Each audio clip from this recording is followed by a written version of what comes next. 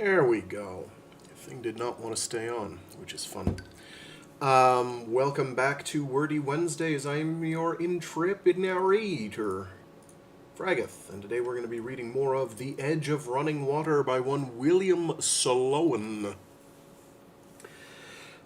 Previously on, our protagonist, Richard, got a disconcerting note from a friend and colleague that he hasn't seen in a couple of years, one Julian Blair.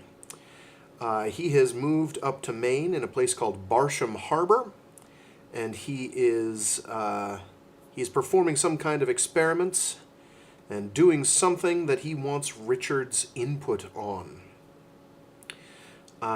So Richard heads on up with a certain degree of trepidation, meets the locals, who aren't terribly thrilled to see him, and makes his way to the house, wherein he is accosted by / encounters one Mrs. Walters, who interrogates him and doesn't really give much away about what she's up to or why she is around. It has something to do with Julian and whatever he's doing, which she appears to believe in, but it's hard to be sure what she's all about. Fortunately, Julian's sister-in-law, Anne, is around, and she and Richard get along pretty well together and are pretty much on the same side, which is to say they want what's best for Julian. So they've gone out for a swim together, and they are making their way back to the house, the Talcott place. Alrighty, just give me a sec to get some water in me, and we will proceed.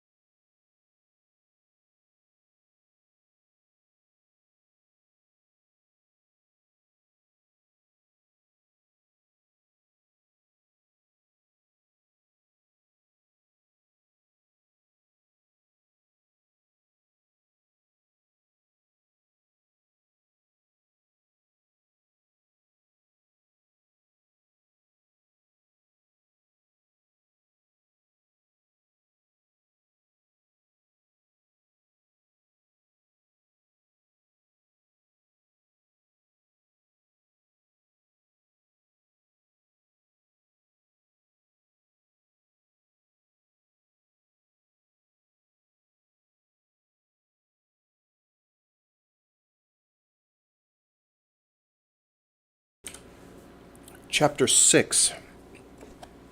5 years can change a man considerably, and Anne had warned me that I should find Julian unlike my memory of him. Even so, it hurt when I walked into the living room and saw what he had become.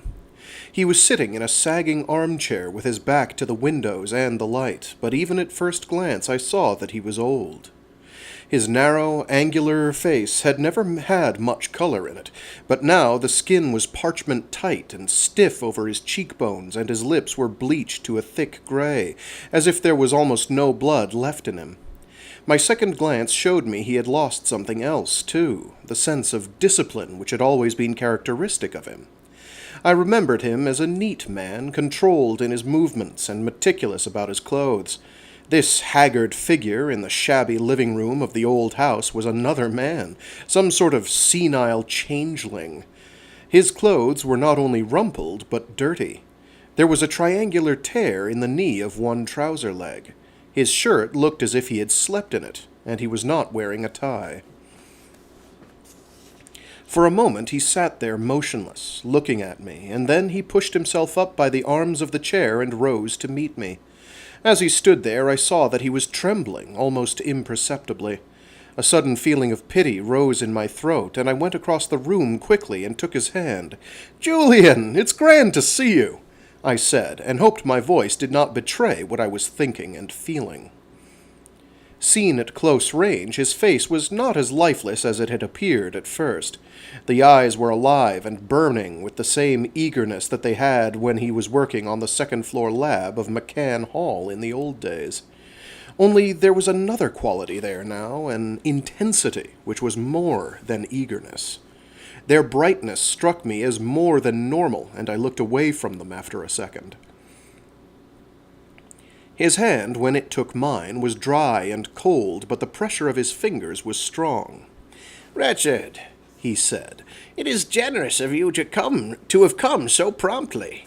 He looked at me appraisingly. "You seem to be keeping fit, and you don't look a day older." "I'm fine, Julian. What about you?" He smiled then, a curious smile which did not match his words. As you see, I have only a little time left, but enough. He gestured to a chair. Sit down. Good. We can talk in comfort. I suppose you've seen Anne already?" "Yes," I told him. "She reminds me of her sister," he said, and gave me the same quick, inappropriate smile. "Don't you think so?" "In some ways." "Well, I hope she will help to entertain you in the intervals when I am working." I filled a pipe, not because I wanted to smoke, but to give an air of casualness to what I was saying. "It's fine to hear you're working again, Julian. We've all missed you. I suppose you know that you can have your chair back any time you want it. Arthur Wallace has arranged for that." "A good man, and thank you. I expect you had something to do with that, Richard, as well as he. But my work is here, and it is almost done. Afterwards I shall retire." He paused before he used that last word, and I did not like that hesitation. He must have seen me look at him sharply, because he went on in a stronger voice. "As a matter of fact, Richard, my strength is failing me rather alarmingly. That is why I sent for you in such a hurry. I must finish my work quickly, or not at all." "You've got plenty of years left, Julian. What you need is a rest. You've been at it too hard." He shook his head. "It's the other way round, my boy. The work keeps me alive. Without it, I should have died long ago." He smiled again, and this time it was all right. "But this is morbid and unimportant. I must tell you wherein I think you can help me." His eyes fastened on me, and he spoke more rapidly. "I venture to think that this errand on which I have called you is important. Even, perhaps, the most important thing in the whole world, not only for me, but for every living person. I'm on the threshold of an enormous advance in human knowledge, the most enormous advance you can conceive of."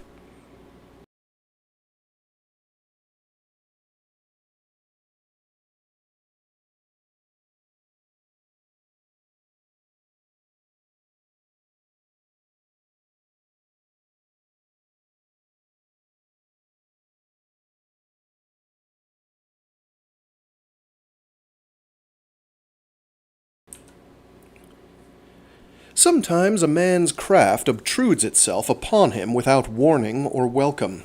It was so with me at that moment.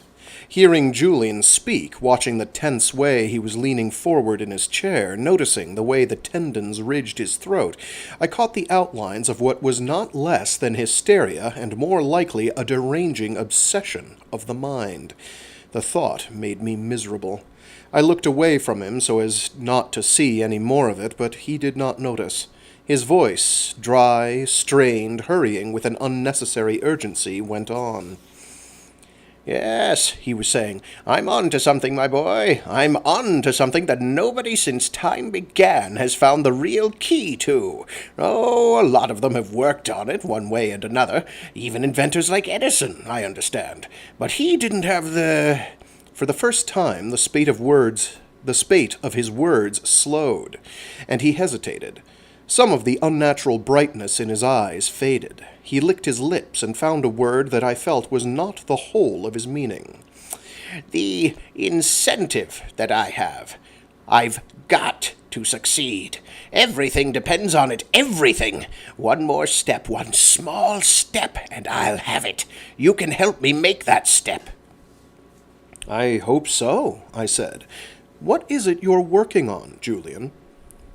He leaned back in his chair and looked away from me. There was stubbornness in the set of his jaw. That I can't tell you. It isn't wholly my secret, for one thing. For another, I'd rather not discuss it. I want only the answers to a few questions. Here, I decided, was the place to call a halt to the vagueness and the ambiguities in which we had been dealing. Julian, I said firmly, you know very well that I'll do almost anything for you. I'd be an ungrateful so-and-so if I didn't. But you've been talking in large terms. I think I ought to know what you are after before I give you any dope I may have, for your own sake as well as mine. Nonsense, he retorted. You ought to be willing to trust me.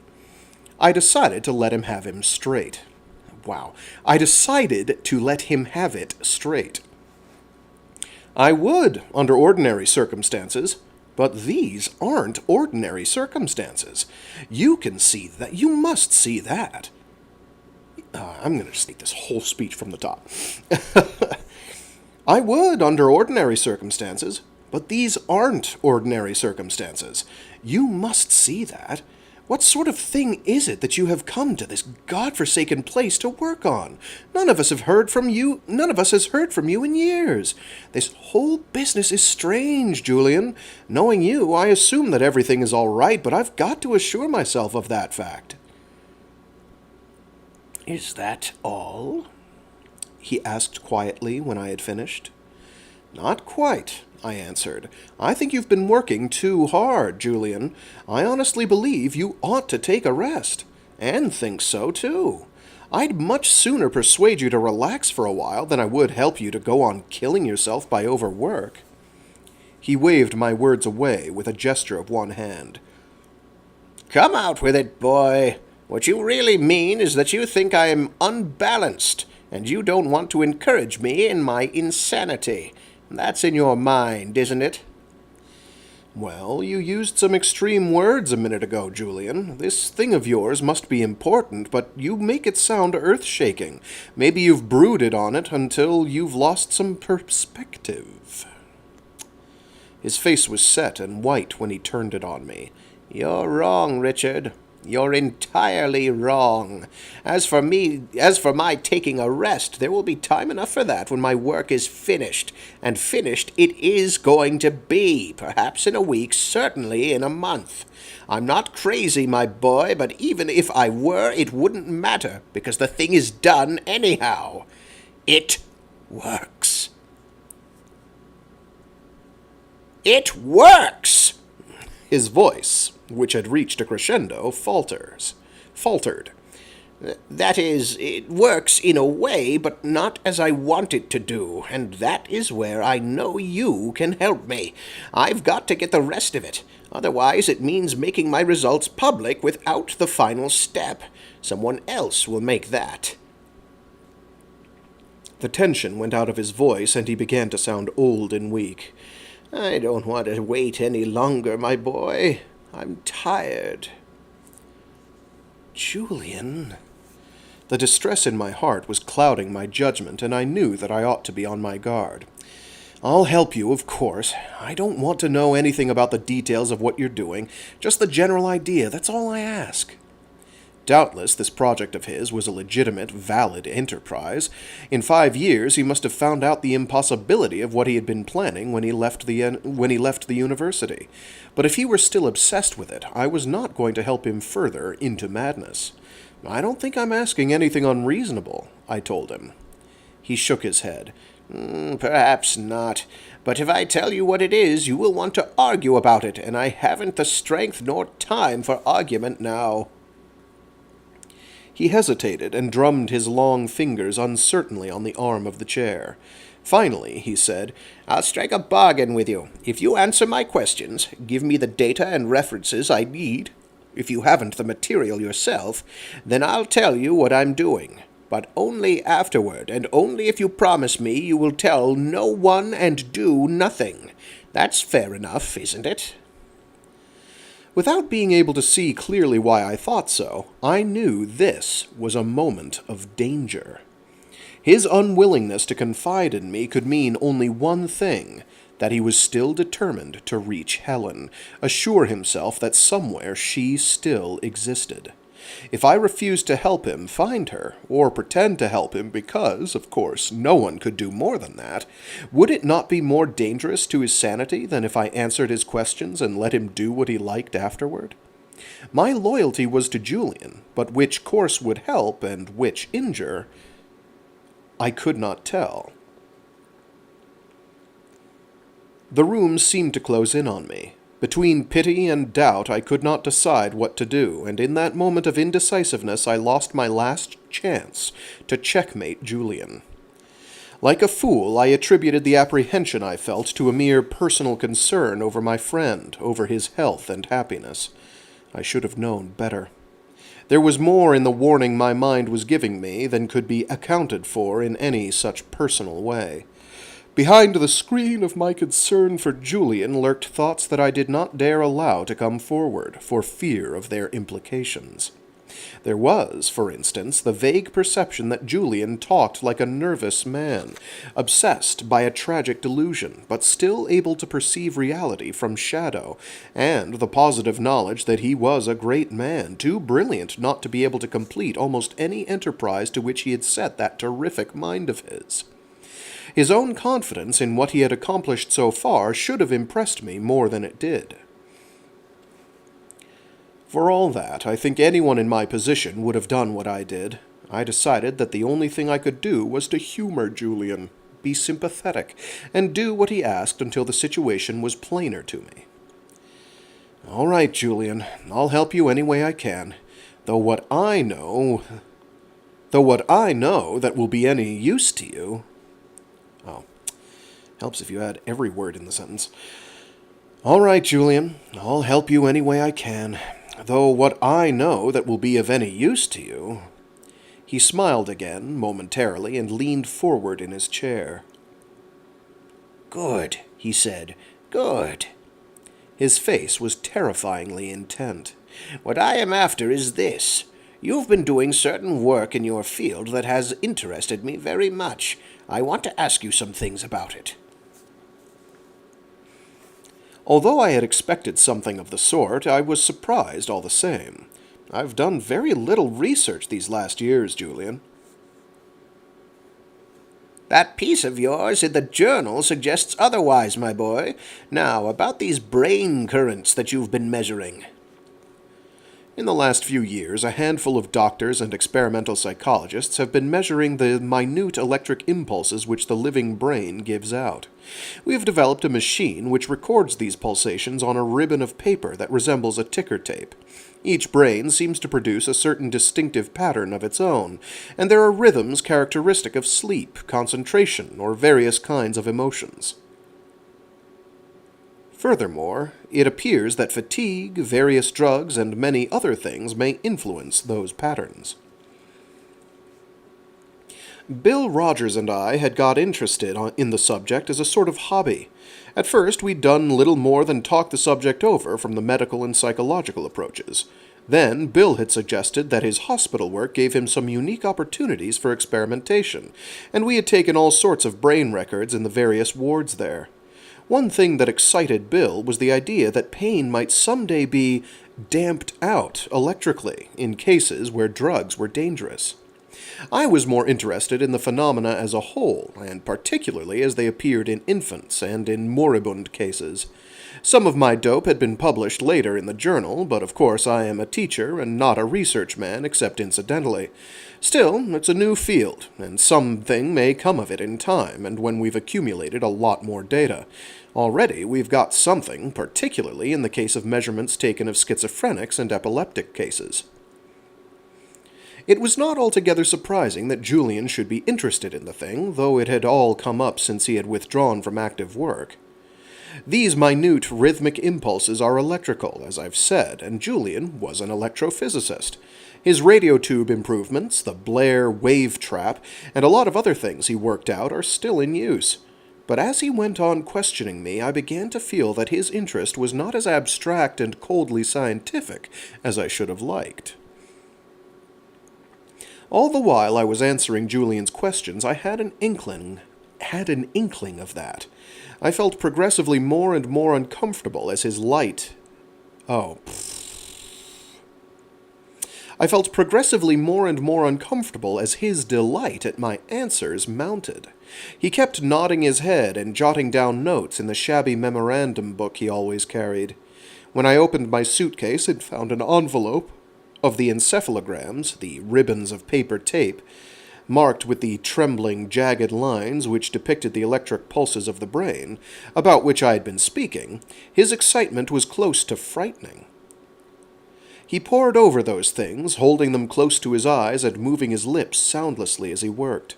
Now and again a question came from him abruptly, and it is a measure of Julian's genius that whatever he asked went straight to the heart of some difficulty or other which Bill Rogers and I had debated fruitlessly. In half an hour, or perhaps a few minutes more, he had sucked me dry of what I knew.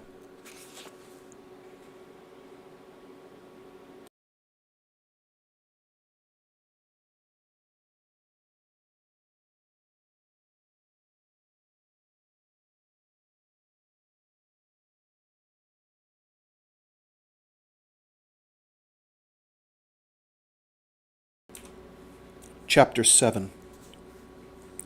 That conversation with Julian has a fantastic quality as I look back on it. There, in that faded magnificence of a room, with the running sweep of the river beyond its windows, we talked in the dry phrases and formulations of science. But all the time we were, between us, but all the time... What? Oh, I see, okay. A slightly awkward line break, with a comma. But all the time we were, between us and without knowing what we did. Oh, I could do that better. I'm going to take the chapter from the top, my apologies. That conversation with Julian has a fantastic quality as I look back on it. There, in that faded magnificence of a room, with the running sweep of the river beyond its windows, we talked in the dry phrases and formulations of science. But all the time we were, between us and without knowing what we did, creating a horror. The sequence of our words was like an irrevocable syllogism, building step by step to a conclusion which was neither rational nor, in the abstract, credible. It was deadly just the same.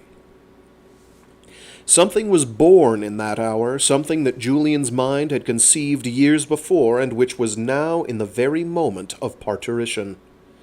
He must have known, partly at least, what was happening, for the gathering triumph in his face and words gradually conveyed itself to me.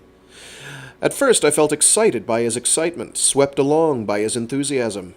Then misgivings began to creep again into my mind, and it seemed not so much strange as alarming that I should be telling this man things which appeared to possess some significance to him which they lacked for me. Finally, he closed his notebook with a snap and put the encephalograms into the envelope again. As a quick reminder, this was published, I think, in 1937. I guess I didn't really realize they had encephalograms back then. 1939, sorry. Maybe they did then, I don't know. It would have been a burgeoning new technology at the time. Finally, he closed his notebook with a snap and put the encephalograms into the envelope again. I want to look these over with more care, he said. I'll return them to you in a day or so. Perhaps I shall need to ask you something on one or two more points, but I think not. He spoke with a confidence which I found disquieting. For a moment I was tempted to demand the graphs from him at once. The abnormal brightness of his eyes, the way his hand trembled when he put the envelope in his pocket, the feverish intensity of his examination of me had showed that far from pacifying the demon which was driving him, I had merely goaded it on. "I'm damned if I can see what this all proves, Julian," I told him. "If you can make something out of that stuff I've told you, you're way ahead of the rest of us." Perhaps," he said slowly, I am not looking for quite the same thing. You haven't told me yet what you are after, I reminded him. Don't forget your promise. I haven't, he said absently, and then was silent for a time. His eyes wandered to the door, and I knew that having got what he wanted from me, he was impatient to be out of the room and away, working on it. Richard, I am afraid I should not have made that promise. This was certainly not the old Julian, who would as soon have falsified an experiment as gone back on a promise. It gave me an unpleasant jolt. Don't back down, I said. You don't get out of this room until you tell me what you're after. My tone didn't sound as jocular as I'd intended. His eyes swung back from the door and rested on me thoughtfully. Very well, he said, finally, and with regret in his voice. A promise is a promise, I suppose. He licked his lips and went on in a matter-of-fact tone which made what he said all the more insane. I am working on the problem of immortality. I cursed myself for every kind of fool in the calendar. I see, I said, trying to sound noncommittal. How are you tackling it, exactly? How are you tackling it, exactly? He shook his head. I can't tell you that, my boy. Scientifically, of course. The way that men of reason and intelligence should have approached it centuries ago. I have constructed an apparatus which I shall give to the world when it is completed. Then it isn't finished? He looked uncomfortable for the first time. Not wholly. I find that I have omitted an important element, a factor of control. Your answers to my questions, though, ought to give me what I need there. But you believe this thing of yours is going to work? But you believe this thing of yours is going to work? I could not keep the incredulity out of my voice. It was difficult to remember that he was not, could not be, rational. Since he was not a sane human being, of course he felt sure his device, whatever it was, would work. To my surprise, he hesitated. Finally, he looked away from me and said, In a way, Richard, it is already successful. But, as I say, the element of control is lacking. Your data must supply that. I think I shall be able to report success in a week or so, perhaps even sooner. I saw the hands linked in his lap tremble as he spoke. The monstrousness of what he was claiming swept over me, and I forgot all discretion. God in heaven, Julian! I burst out. You mustn't do that. You mustn't talk this way. Listen to me. You've got to listen to me. This is a mad project. It's blasphemous. It's impossible. As I spoke, I wished that I were absolutely sure that it was impossible, but though every atom of sense and reasonableness in me affirmed that Julian was simply crazy, a cold dread that he wasn't fastened on me. Even if it wasn't impossible, I went on earnestly as I knew how, have you stopped to think what such a thing as you are trying to do would mean, Julian? What its effect would be? His thoughts seemed miles removed from my outburst. When he answered, his tone was quiet and gentle. I felt ashamed and confused by it because it made me wonder which of us was outside the normal pale. I was afraid you would take it that way, Richard, he told me. It's not my business to speculate what the effect of a discovery will be. Every new instrumentality of the human search for truth can be used or abused. You know that. But this is different. This is dynamite. A thought struck me. I'm assuming you think you can prove immortality? Yes. That single syllable fell into the room with unarguable finality. In spite of myself, I was impressed with the way he said it, momentarily completely convinced. Julian Blair was a great man, and he made no positive affirmations unless he was sure. Time after time, he had done impossible things. His theories, when he enunciated them, might sound radical and extreme to his contemporaries, but the event had invariably justified him and them. All that prestige was behind his single word of affirmation. Now, of course, he was old, senile. Something had slipped in that delicate and brilliant mind of his. But I could not be sure. It never occurred to me that Julian could be both right and wrong. After a long pause, I said something that was foolish because I knew the answer to it already.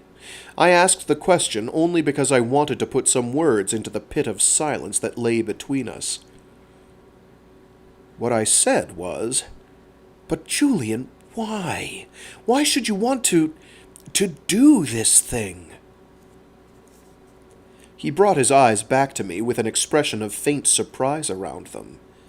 "Surely I don't have to tell you that," he said. And then I knew that what I feared was true. This work of his was not a labor of research, of pure science applied to an enigma presented by the physical universe. This was, instead, something intensely personal and urged upon him by emotion.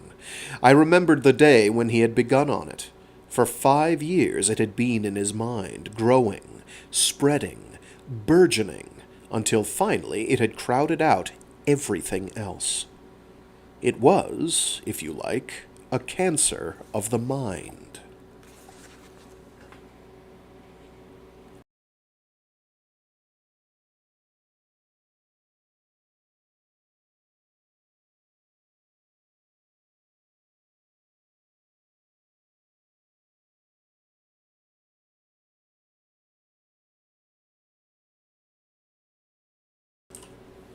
Chapter 8. Not many of us had come to the cemetery that day, partly because of the weather.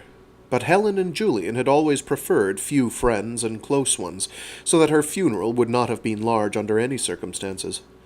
Julian, Anne, and I had driven out together after the church service and watched in numb silence the end of that torturing ritual with which we dispose of the bodies of our dead. I remember that the rain made a drumming noise on the roofs of our umbrellas, and that the grave was a brown scar on the green of the cemetery lawn. Looking into it, I had seen the standing water at its bottom.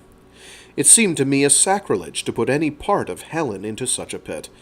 Anne's hand was cold and hard in mine as we stood there, and I doubt if she, or I, or Julian even heard the minister's well-thumbed phrases. Helen Blair, who had been Helen Connor, was the only woman I had ever loved. I went right on loving her after Julian and she were married. I was too fond of him, and she was too necessary to me for any complete severance of our relationships. Anyhow, I had been in love with her before Julian had even met her, and she had refused me twice before he had proposed to her. That she had preferred a man 20 years older than herself was natural enough under the circumstances, but the wonder was that Julian, with his enormous indifference to the ordinary human experiences and his relentless urge toward work and discovery, should ever have fallen in love. Not that any man could have overlooked Helen once he had seen her.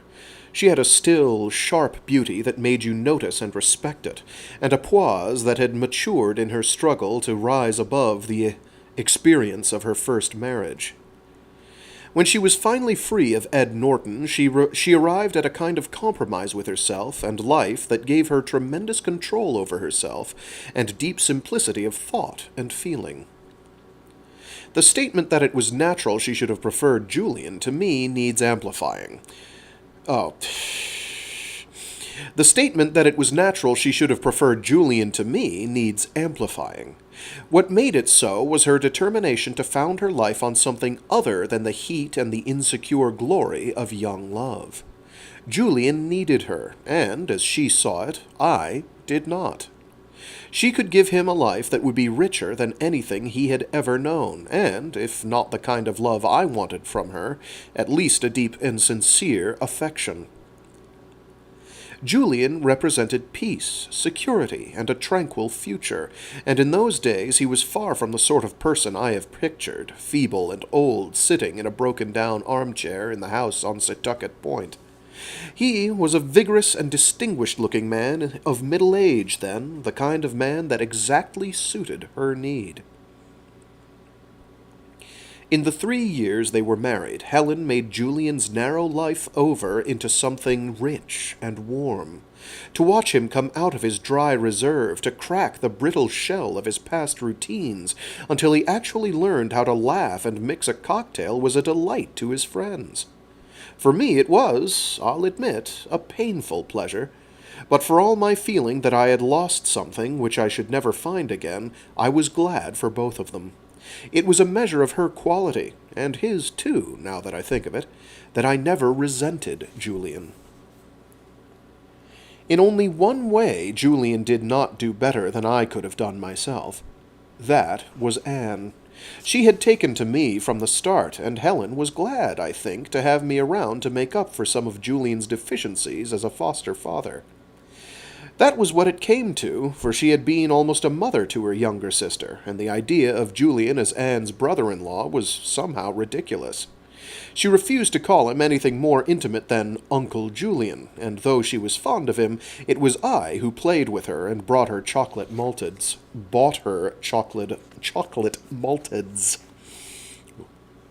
Delicious though they may be, I can't pronounce them today for some reason. Delicious chocolate malteds. Helen died, very suddenly, of pneumonia. Her death was merciful in its speed, but the very abruptness of it was too much for Julian.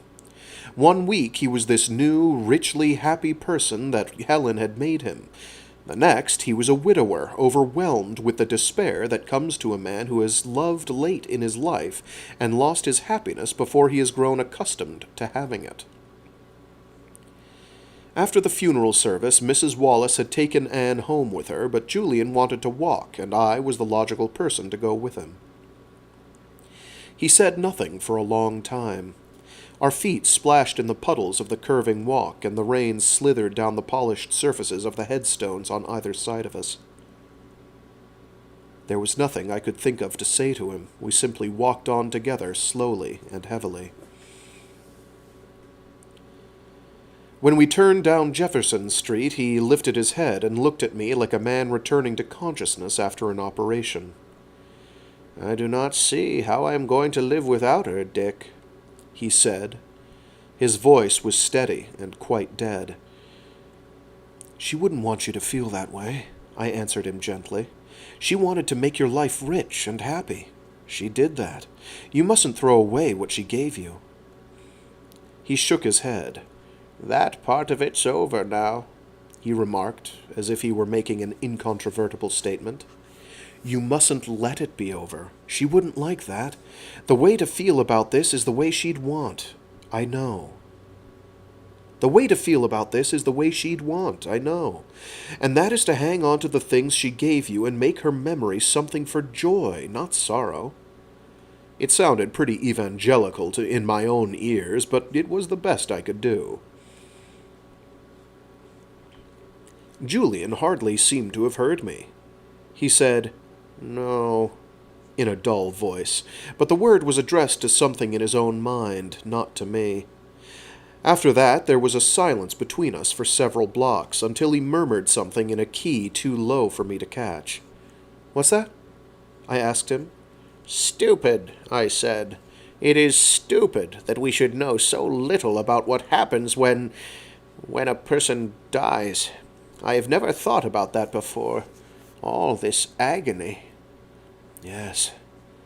The sorrow inside me made it difficult to follow what he was saying. I wanted to be alone, to remember Helen but to myself, to get used to the fact that she was gone. "If I knew I was going to see her again." "You will, Julian. Of course you will." He looked at me curiously. "Do you believe what you say, or are you just saying it?" "People have always believed that," I said. "Do you?" Miserably, I had to tell him that I didn't. You're a psychologist, he said finally. Your science is supposed to deal with the human personality, and you understand no more than I about this thing. I know. You haven't even any definite evidence that death is the end of everything? No. He struck his fist against the palm of the opposite hand. Then I don't see how you can believe anything about it one way or the other. Belief must be founded on some sort of knowledge, or else it's superstition. Either you believe a thing because the evidence supports your position, or you are simply ignorant, in the dark. I'm not so sure of that, Julian. There's more than one way to know a thing. There is only one way to know anything. Experiment, test, check, collect data and verify them. If the data affirm your belief, then you know. You can't do that with things like death and the soul. Have you tried? He shook his head and walked on with lowered head. He was not looking at me or anything at anything else. His eyes were so wholly turned inward that I had to lead him down the sidewalk and across the streets. He was walking like a man asleep, and I was hardly more aware of the physical world than he was. Each of us walled up in a private cell of grief and pain. I left him at the door of his house. Goodbye, Julian. I'll be over this evening. Then I remembered something. Don't forget that Edith is going to bring Anne over sometime this afternoon after lunch, I said. The kid will need a lot of comforting, Julian. Of course. I won't forget. But his attention was not on what I had said. Goodbye, boy. Don't come this evening unless you want to. I shall be busy. I've got to think about this thing. No, Julian, don't go over it in your mind any more. It won't do any good. She wouldn't want you to do that. There was impatience in his tone. I shall not be brooding. I must plan what I am going to do. There is no time to lose. I can't tell how long. He went up the front steps of his house, stumbling once, and let himself in. I turned away with a sense of foreboding added to the misery in my heart. Of course, I had gone to the house that evening. I was so desperately lonely myself that I might well have gone simply because misery seeks company, but all through the afternoon I had found myself thinking about Julian and concerned over him. What I found when Anne let me in was unexpected. Julian was working. He was sitting at the long table which he used for a desk with a litter of papers around him and a stack of books beside his chair. It looked as if he had been there for hours. "Hello, Julian," I said. "Don't let me interrupt you." "That's all right," he replied without even raising his head. I looked at Anne. Her white face with the dark circles under her eyes was puzzled. "He's been doing that all afternoon," she said, with a despairing break in her voice. "He wouldn't even eat any supper." "How about you?" I asked. "Are you all right?"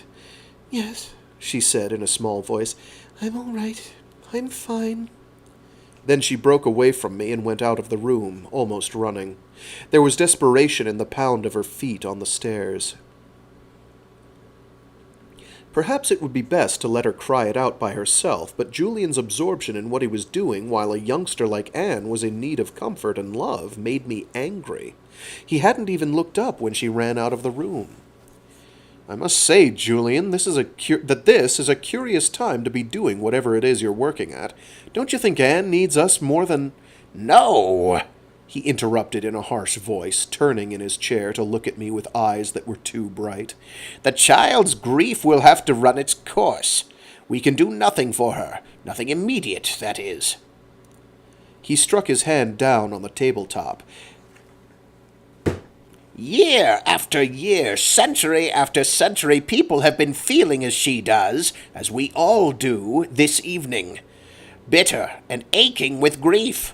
They comfort each other with empty, meaningless words, with prayers, with all the rigmarole of religion. It seems to me stupid and cowardly. If they had more courage and vision, more confidence in themselves, they would not take the They would not take this fact of death so supinely. Long before this, they would have done something about it. There isn't anything they can do. He gave me a look of contempt. How do you know that? Have you ever tried to find out, one way or the other? You, a psychologist, who ought to be more convinced with it than any other scientist? Concerned with it. You, a psychologist, who ought to be more concerned with it than any other scientist? No, of course you haven't. You leave the whole question to mediums, quacks, crystal gazers. He looked at his papers. My own colleagues are no better. Sir Oliver Lodge. The scorn in his voice was acid. And a man like Arthur Conan Doyle with his pictures of fairies. It's disgusting, almost the whole lot of it. His voice dropped to a more normal level. Let me tell you something, Richard. I am a man of science, and science doesn't let things go by default.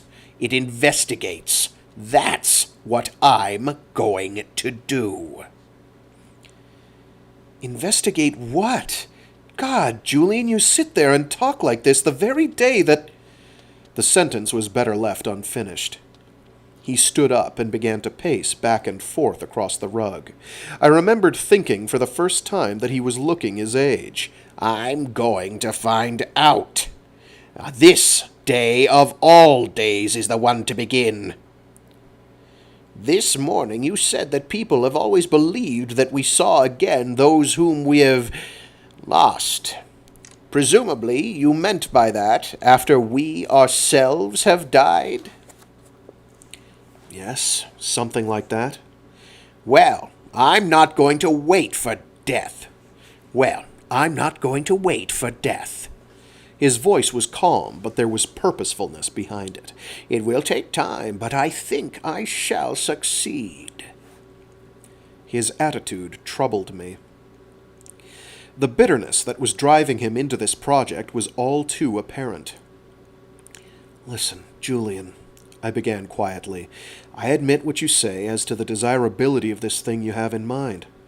But as a psychologist, even if I can't tell you anything about what you want to know, I can say positively that you are starting on it at the wrong time, when your emotion is obsessing your mind. Wait a while before you begin.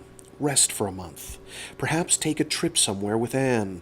Then come back to it if you want to, with a reasonable amount of detachment. He shook his head.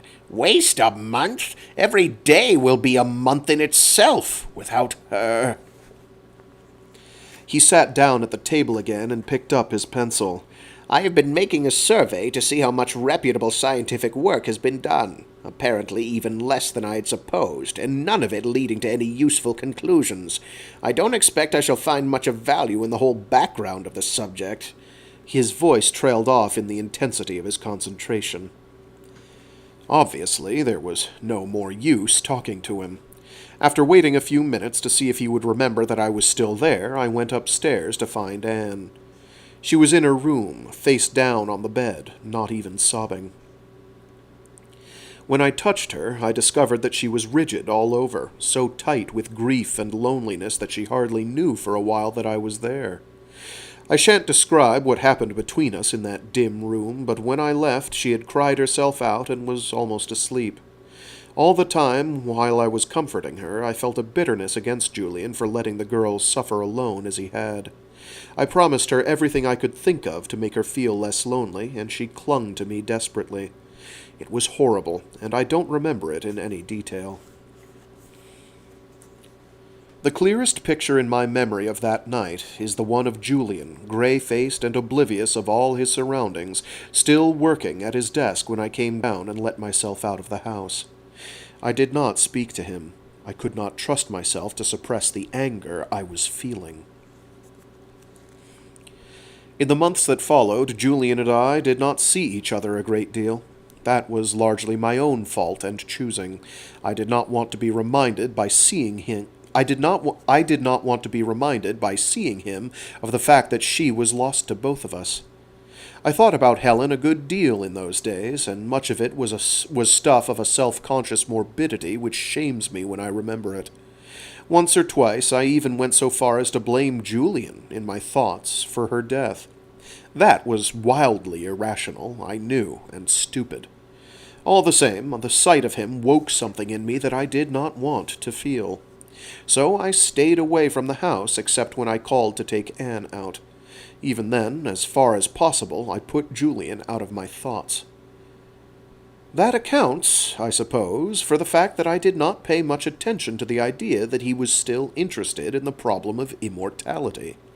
I was too busy licking my own wounds to wonder much about his. When he resigned at the end of the year, it did occur to me to wonder whether he had got over that tragic notion, but I did not ask him about it. That would have made an awkward moment intolerable. Julian was set-faced, quiet, almost indifferent at that last meeting of ours. He spoke to me absently, as if he didn't care whether I had come or not. The house was sold that summer. Anne, as I have said, had gone abroad. Julian began to fade into the background of his friends' thoughts, even those of us who had been closest to him. We wondered why he did not answer our letters. We learned, at last, that he had moved from the house in Scarsdale to which we had been writing, and we could not discover where he had gone. Until that letter of his had arrived to stir the memory, I don't suppose I had thought seriously about that ignis fatuus of a project of his more than once or twice. He had become a figure which existed wholly in my past. I felt about him as much a sense of final separation as I had about Helen. More and more, too, I had come to recall Julian as the man with whom I had once worked, the genius who stood for something superb in science. Perhaps that was because Arthur Wallace and some of the others felt that his leaving the university was an irreparable loss. Julian's work, his achievements as a research scientist and discoverer, were the things we talked about at the faculty club on the rare occasions when we did discuss him.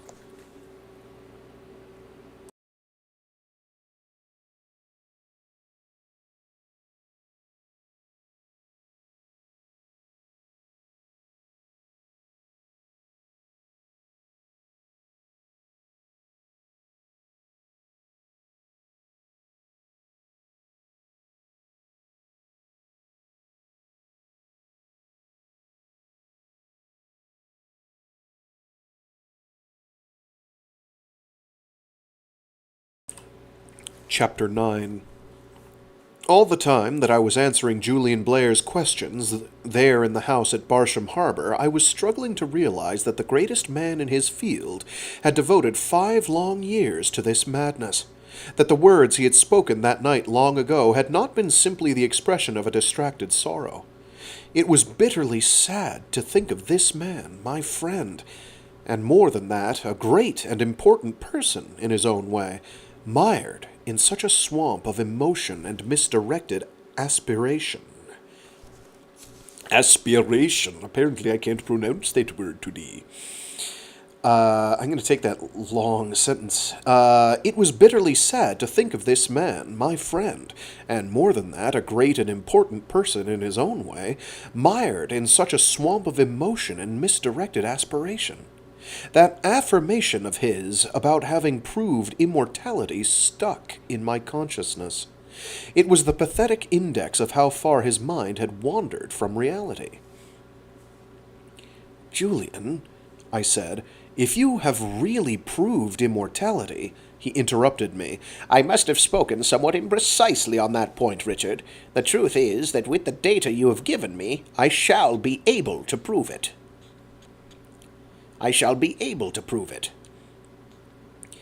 "Then you haven't—" I let the question taper off in mid-air because I couldn't bring myself to end it. To go on, to say, "spoken with Helen," was so fantastic that it gave me a feeling of revulsion. Even as it was, I found myself looking away from him and embarrassed. He seemed to understand what I was getting at. "It takes time to get accustomed to the idea, my boy. I know that. No, I have not talked to her, but I know that she is there, waiting. Yesterday, while I was experimenting, I thought for a minute, but it was not so. Merely certain epiphenomena, which I find slightly puzzling. His voice lost some of its confidence. There was a note of indecision in it which came close to uneasiness. Listening to him had given me a sense of despair. The very directness of his emotion, the intensity of the excitement behind his eyes, frightened me.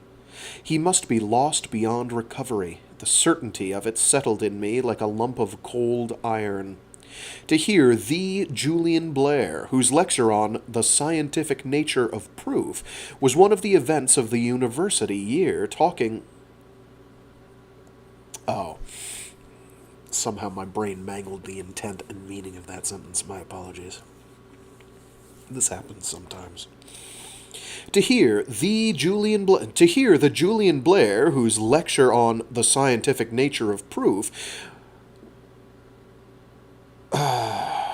Okay, so what they're saying, because it's a long quotation mark, they're saying that his lecture on the scientific nature of proof is one of the events of the university year. To hear the Julian Blair, whose lecture on the scientific nature of proof was one of the events of the university year, talking like a faith healer or a swami, was a nightmare. I told myself that of course he was deranged, that his mind was sick, and that he was not to be judged, but that didn't exorcise the feeling of miserable finality with which I looked at him. He had wandered far down this private road of his, and I wondered whether I or anyone else could turn him back. Finally, I said, "Julian, I don't know what to tell you about this. I'd rather think it over before I say anything more.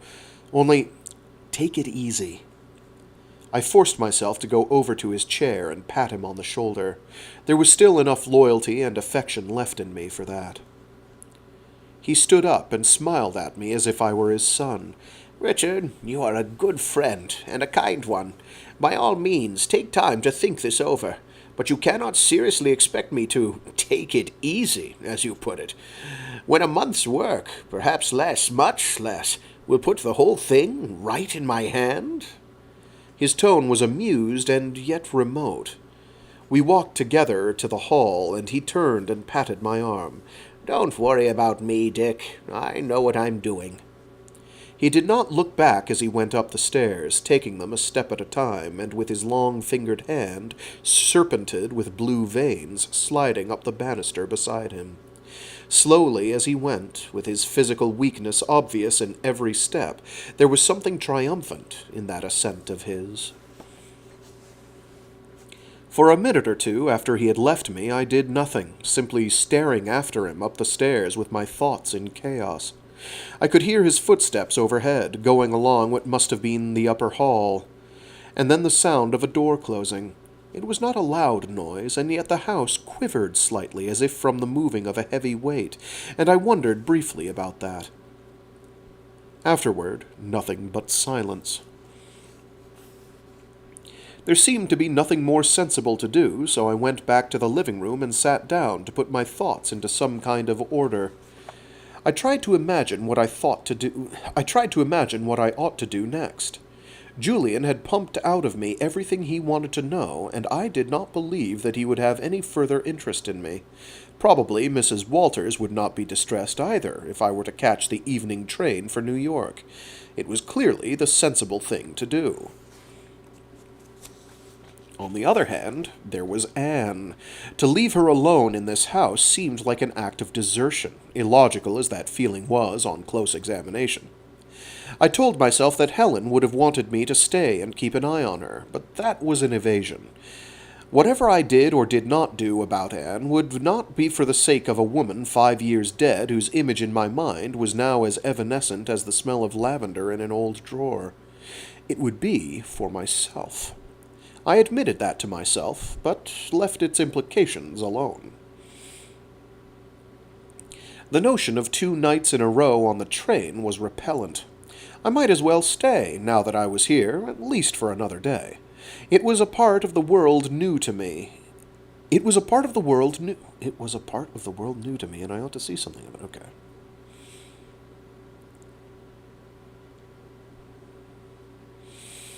It was a part of the world new to me, and I ought to see something of it. Swimming with Anne had been fun, and I wanted to do it again. Maybe some sensible way in which I could deal with Julian would present itself. There were still 10 clear days before I had to be back at the university, and I saw no reason to put too abrupt a termination to this visit. While I was still engaged in this childish form of self-deception, Mrs. Marcy came into the room, complete with broom, dustpan, and cloth. She seemed surprised and put out to find me.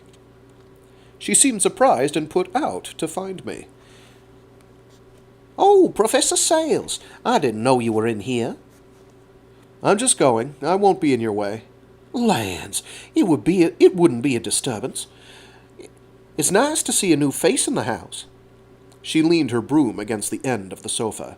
Seems like a crime, this big house, and only 2 people in it till Miss Connor came. I like folks, Professor Sales, and there's plenty of room. I hope you're going to stay a while. Her hospitable offer amused me, particularly since it was not her house, but it warmed me too. It was pleasant to find that I was wanted, at least by one person. 2, I corrected myself. Thank you, I answered. I'm not sure how long I can stay, but overnight at least. I've never been in Maine before, and I want to see something of it. I never dreamed there were places like this up here. She grinned. We say down, she corrected me. Yes, it's a beautiful house. My own folks built it. I was surprised. I didn't know that. Yep, the Talcotts. We lived here more'n 100 years. I reckon that's a comma, not a period. Yep, the Talcotts. We lived here more'n 100 years, I reckon. My great-great-uncle Amos, he bought this land and put the place up. Used to be a sea captain. She looked out the window thoughtfully. They say the river was full of ships in them days. Uncle Amos went to China and India and South America, and I don't know where all. Her face lost its brightness. I'm the last of 'em, and the times ain't what they was, round here at least. It's still a beautiful old house. It is, isn't it? Wherever you look, practically, your eye finds water. Feels almost like you're in a boat right on the river. That's why Uncle Amos got it, I reckon. He called it the Anchorage, but it's been the Talcott place so long people don't call it anything else. She paused. There was something old and proud in her thin face, and I knew that no matter what happened to her, she had this memory of her ancestors to make her seem important to herself. Uncle Amos died right in that room above here. She gestured toward the ceiling. He used to lie in his bed by the window with a spyglass, they say, looking down the river for the ships coming in. It must have hurt you to see the place go out of the family. She shrugged. You gotta take things as they come. Seth was put out more'n I was, I expect. Kinda wish we could have got something out of it, but the bank had the mortgage and they sold it for that. That and the back taxes. Seth claims it's a mortal shame to see farmland like this going back to goldenrod and scrub pine, but I tell him he ought to be thankful these folks have money to pay for cleaning and cooking. I don't know where we'd be without it, the way times have been this year. She took up the broom and began to sweep. I expect it's a blessing in disguise, Professor Sales, and I aim to do what I can. She don't know nothing about keeping a house, that's sure. I sat there for a while, watching her tidying the room and wondering how she could be so cheerful.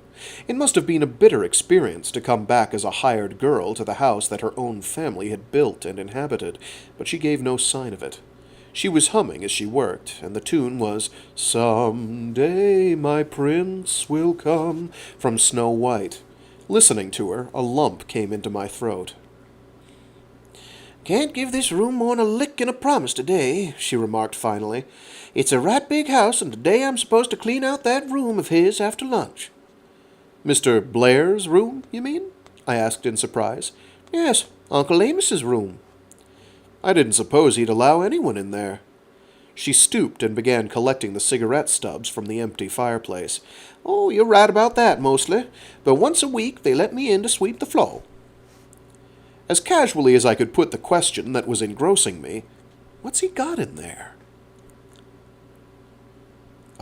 As casually as I could, I put the question that was engrossing me. What's he got in there? What's he got in there? She turned round to face me and leaned back against the channel... Line break. She turned round to face me and leaned back against the channeled pilaster which supported the mantel. That's the question folks around here keep asking me over and over. Seth fair devils me to find out that, and Seth fair devils me to find out, and that cousin of his, Harry, that drove you out here. All I know for sure is that there's something in the middle of that room as big as a grand piano, only more square-like. Before they let me in, she always covers it with a lot of blankets and sheets, so I can't tell you just what it looks like. So I can't tell you just what it's like under 'em. And I don't get much chance to look, I can tell you that. All the time I'm sweeping and dusting the window sills, that woman stands right in the door watching me, and I have to keep humping. She shook her head. But I don't really care if I don't find out. There's a slew of wires snaking in and around that thing, whatever it is, and I don't aim to get mixed up in 'em. Naturally not. She turned back to her cleaning, crouched beside the fireplace like a sparrow, with her voice half muffled in it. It does make a mess in there, though. The floor's a sight. Little pieces of wire and a lot of stuff that looks like gray sawdust, and bits of copper and hunks of glass and papers all over the place. You never saw such a mess of torn-up paper. In little tiny pieces, too, like you didn't want anybody to read what was written on 'em. She makes me burn it, all the stuff that will burn, once a week. Stands right over me while I put it in the stove. They ain't letting a soul in on that thing of theirs, Professor Sales, I tell you. Inventors are likely to be that way. She straightened up with the dustpan in her hand.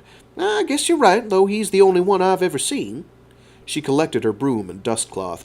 I'll tell you something, Professor Sales. The folks round here don't understand a man like Mr. Blair.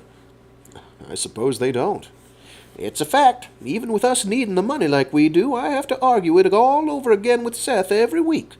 You know, she laughed apologetically, some of them thinks he's making one of these death rays like you read about in the papers.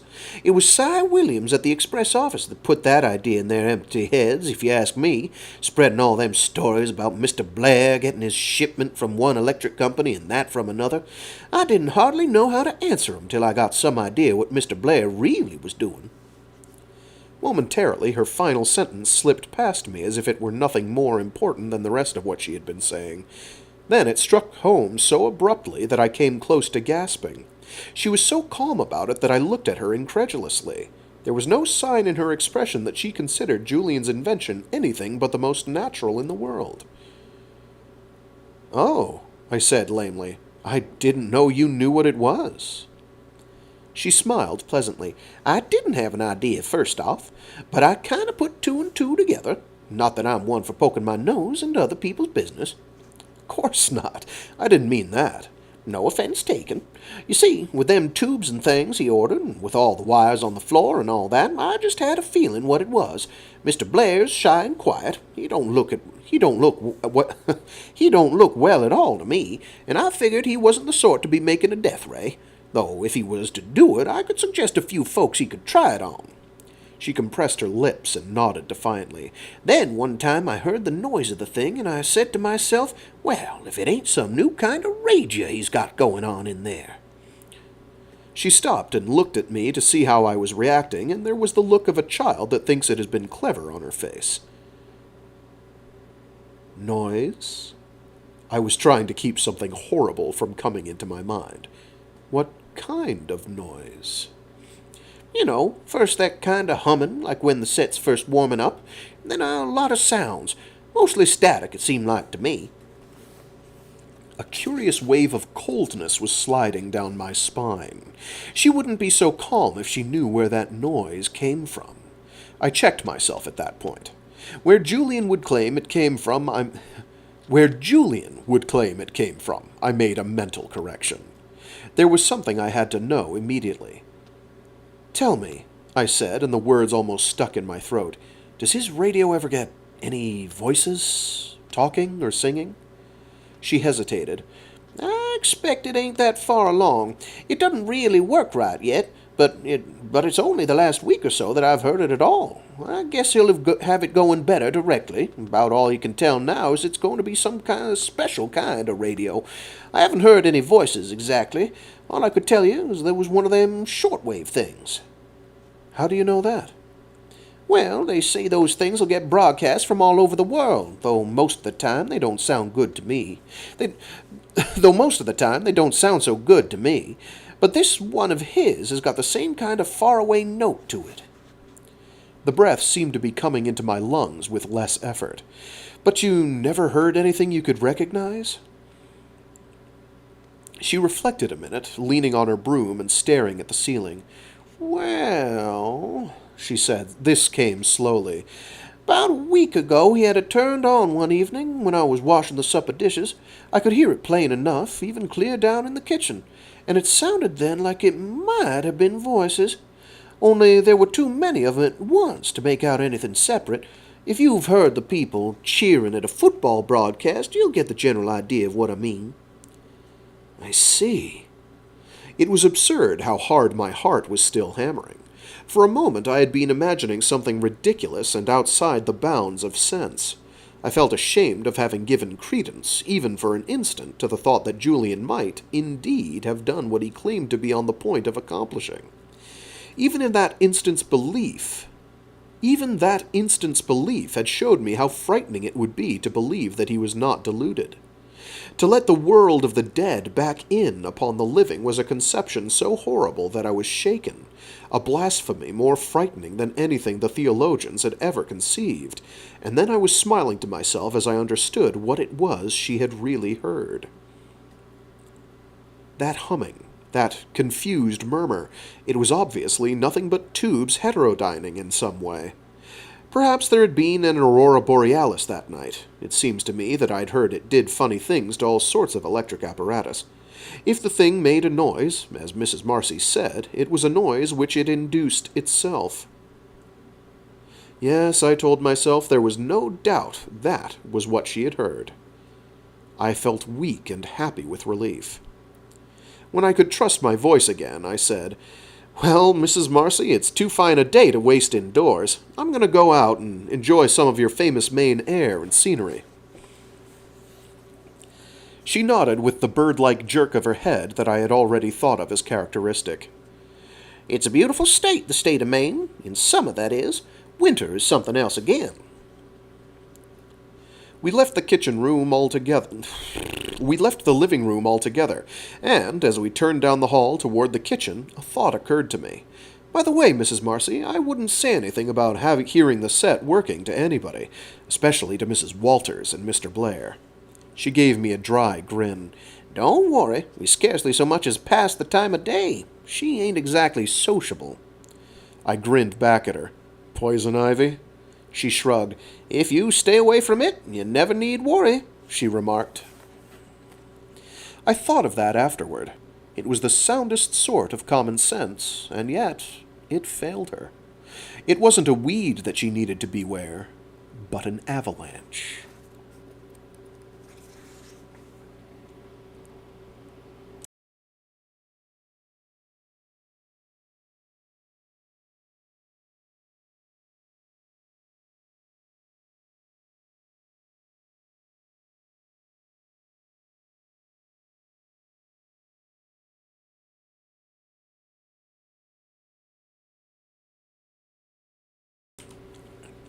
Chapter 10. Mrs. Walters was sitting on the edge of the back steps when I came out the kitchen door, in the shadow made by the wall of the L that ran out toward the barn. To my momentary astonishment, she was stringing beans. Little as I had seen of her, it startled me to find her at a natural household task. I had the instantaneous feeling she had been expecting me, and that the beans had been pressed into service to complete a picture of herself which she was trying to draw for my benefit. Nothing in her face betrayed any surprise when I came in sight. She barely glanced up and promptly returned her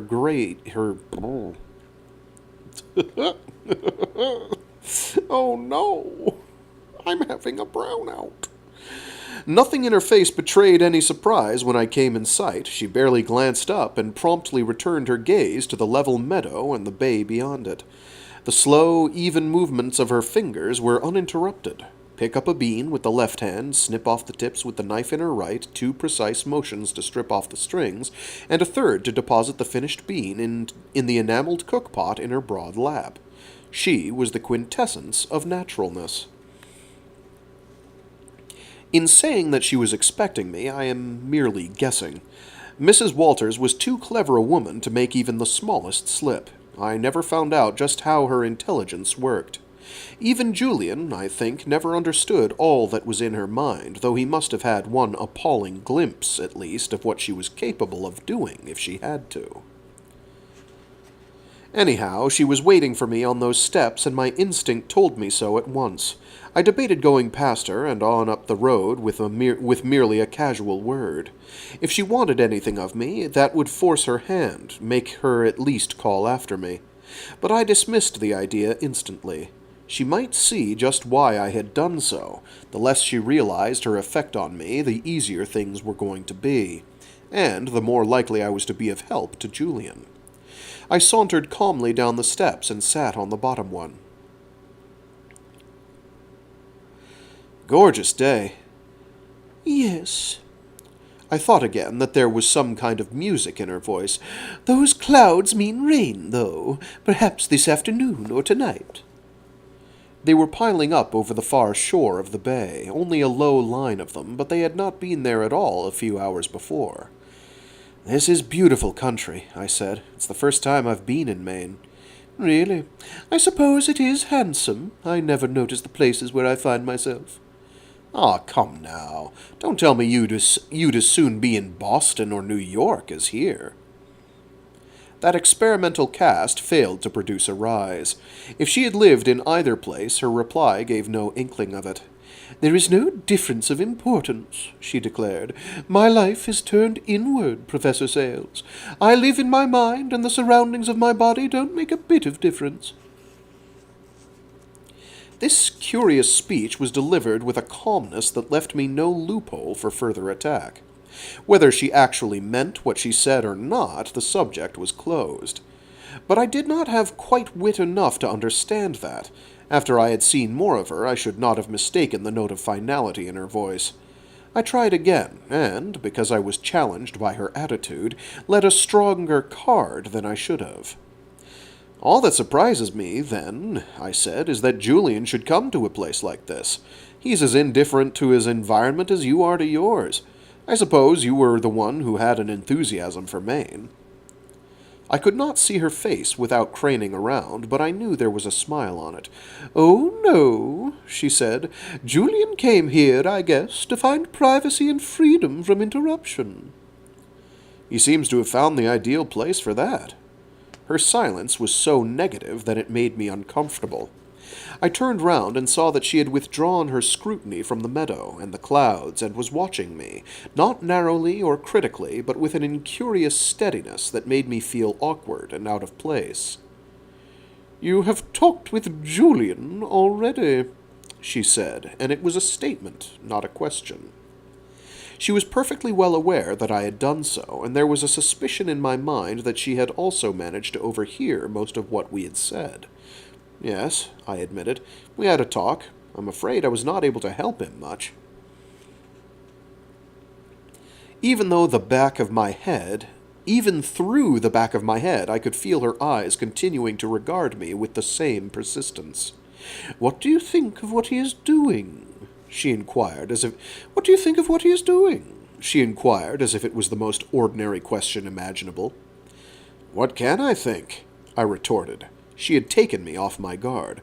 I'm not competent to judge, of course, but I think the same thing that every sane person would.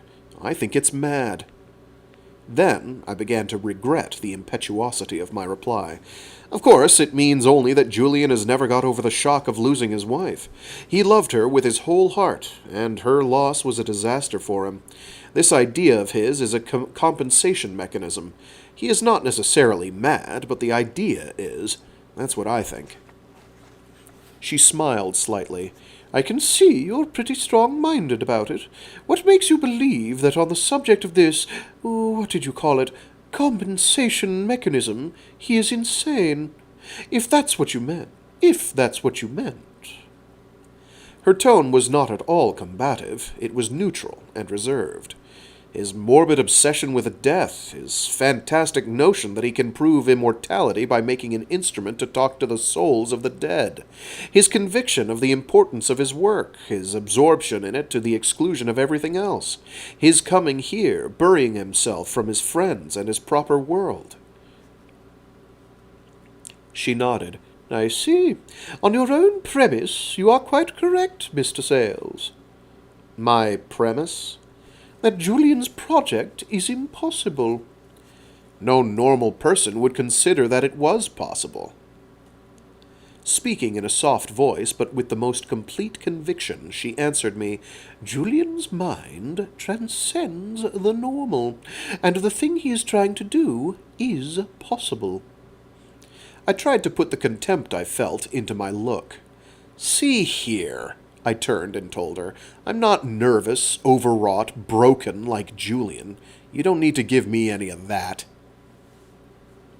She flushed, and the darkness behind her eyes seemed momentarily to dilate. The blade of the kitchen knife in her hands trembled slightly, and for a second I was afraid of her and alert. Then her face changed to amusement, and she looked at me as if I were a refractory child. "Professor Sayles, you are an ignorant man, but you seem to be intelligent, so perhaps I can say this without hurting your feelings. When you come to appraise Julian Blair and what he is doing, don't forget that you are doing so wholly from your own point of view. You are still a young man, in some ways I think a very young man, and there are a good many experiences still ahead of you." Her manner and what she said were difficult to tolerate. "Thank you," I told her. "I shall remember what you say." "That's wise of you," she said, as if she had not heard the sharpness in my tone. "There are a good many things you and your science have left out of account, Mr. Sayles. Julian is tackling one of them now. If he succeeds, you admit he will be the greatest man in all human history." "If," I said, and then changed my mind. "Will he? I wonder." She turned away and began to watch the white ridges of cloud piled along the southwestern horizon. "All of us are too much concerned with this life," she remarked. She spoke as if what she were saying was an obvious fact instead of a philosophical...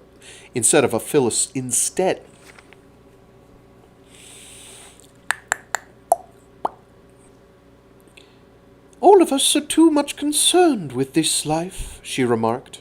She spoke as if what she were saying was an obvious fact instead of a philosophic platitude. "It is time that a man like Julian turned to the truly important problems." After that she was silent for a while, but I knew she had not finished and decided not to interrupt. When she went on again, her tone was more personal and definite. "I have devoted my whole life to the thing which Julian is now devoting his. I have devoted my whole life to the thing to which Julian is now devoting his, Mr. Sayles. You cannot ask me to consider him insane." That turned me round again in my seat, and I stared at her to see if her look gave any clue to the meaning of that cryptic statement. But her large, heavy face was without any expression, and she was watching the horizon again. "You... what?" I said at last. "I thought you knew that," she answered, and there was something like regret in her voice, as if she were sorry she had told me anything that I had not heard before. "I was certain Julian would tell you. I am what you would call a medium." That was it. Of course. That explained everything. Why she was with Julian, and what there was about her that made me uncomfortable. A sense of relief went through me with the insight. It seemed to me that now it would be easier to help Julian. I had only to deal with a woman who was, after all, simply a member of a group of fakers. Every sensible person knew that mediums were cheats and frauds. I told myself triumphantly that however skillful and deep-seated her influence with Julian might be, it was still vulnerable. Yes, she went on quietly, I am what we sometimes think of as a station, a person who lives mostly in this world, but occasionally, in a limited way, and very partially, in the other. She smiled again, almost maternally. I suppose you are one of the skeptics who does not believe there is another world. I am a real skeptic, and I don't know whether there is another world or not. I corrected her. If there is, it must be one which is fundamentally unknowable in terms of human cognition. Cognition? There was an edge of mockery to her voice. You have a fine set of words to express your own prejudices. Then she sighed. Well, I won't argue with you, Professor. Perhaps I'll have an opportunity sometime to show you how limited your knowledge is. My vocabulary is probably no better than it should be, I said, and I agree that there is no point in argument. But I want to tell you that I think you are doing a very dangerous thing, Mrs. Walters, one that you should stop at once. What do you mean? Her voice was harder. I mean leading Julian deeper into this morass of his obsession with the loss of his wife, I said. You are giving him hope and encouragement. Did you ever stop to think that he is fundamentally a scientist?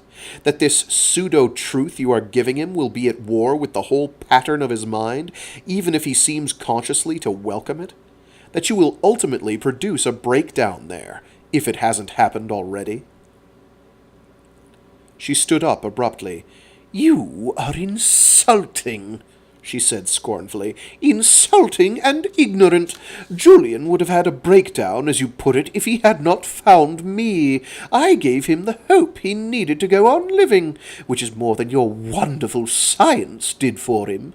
It was his science that almost destroyed him. It was his science that almost destroyed him, not me. She had her hand on the knob of the kitchen door. The blazing anger that looked out of her eyes made me afraid. But we had gone too far to withhold any trust.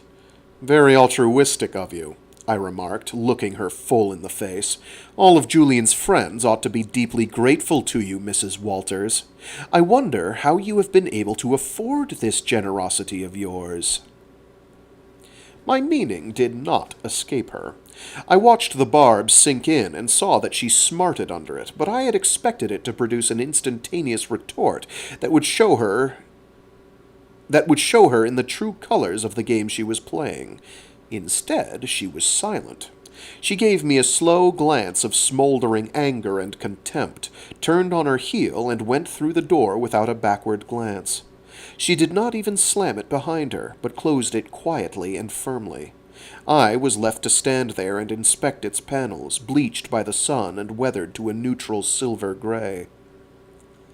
When I turned and began to walk along the road away from the house, it came over me that I had played my cards foolishly, and that she had trumped every trick but one. She had given 1 point away, that she was a medium, but only because she was certain that I would find it out anyhow. For some obscure reason I felt ashamed. I had been rude, even if calculatingly, and for good reason. But the anger with which she had met my final sneer was not, I felt convinced, a theatrical performance. She meant it. Whatever she was not a pure and simple cheat.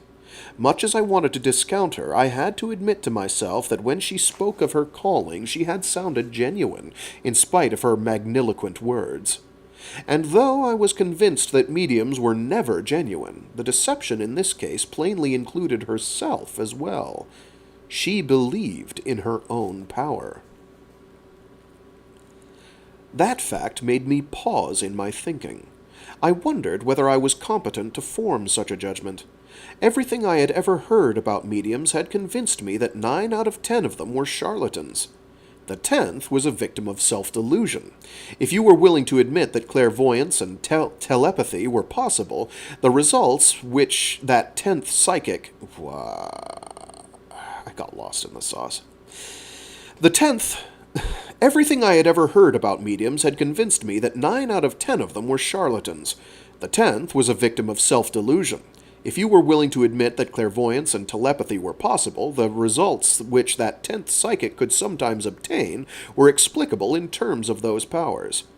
And impressive though it might be to admit that one person could read another's mind or perceive objects with an inner eye which could penetrate walls and mock at distance, it was still as far as ever from accepting the notion that anything human survived the phenomenon of death. Or, if survival were a fact, that anyone could communicate with the other side of the barrier. Despite Mrs. Walters' faith in herself, that she could actually bridge that gap, if it was a gap and not the ultimate abyss, I never for a moment believed it.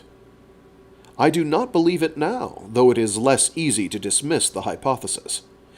But what was fatally wrong in my thinking, there on that empty road, was that since she was not what she claimed to be, she was not, therefore, dangerous.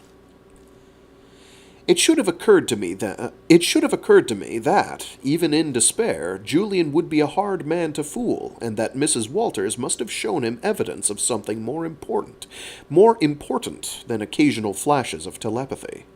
If I had thought about that for a while, tried to imagine what she had been able to do which would interest him, I might have caught a glimpse of what was likely to happen.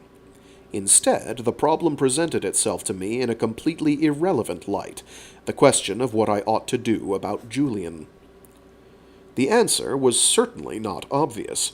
I mulled it over in my mind for a good while, but in the end came back to the only real idea I had, which was to wait a while, see more plainly what was going on, and try to persuade Julian to let me examine his work.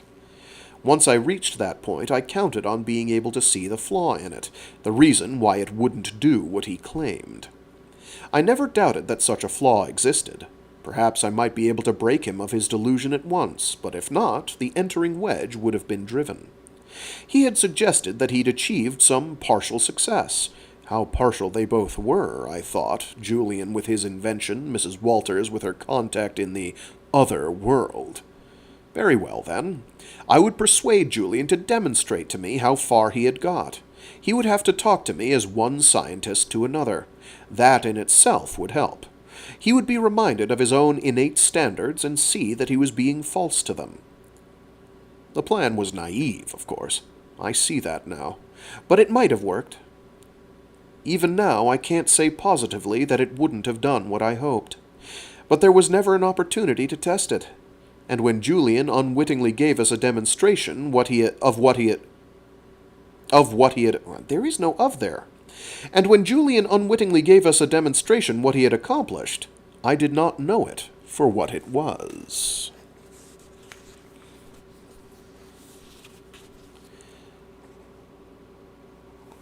How long is this next chapter? Because I am running out of time. I can get through this next chapter. Okay. It's because I love you all. I love you all so much, I give you extra chapters.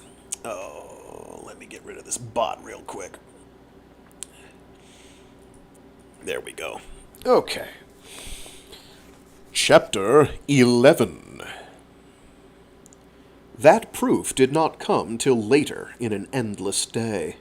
Meanwhile, the hours dragged along one after the other.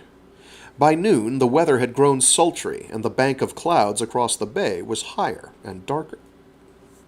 And darker, even. The air was without motion, and full of an impending violence that made the hairs at the back of my neck prickle. There was certainly going to be a thunderstorm later. Give me 1 sec.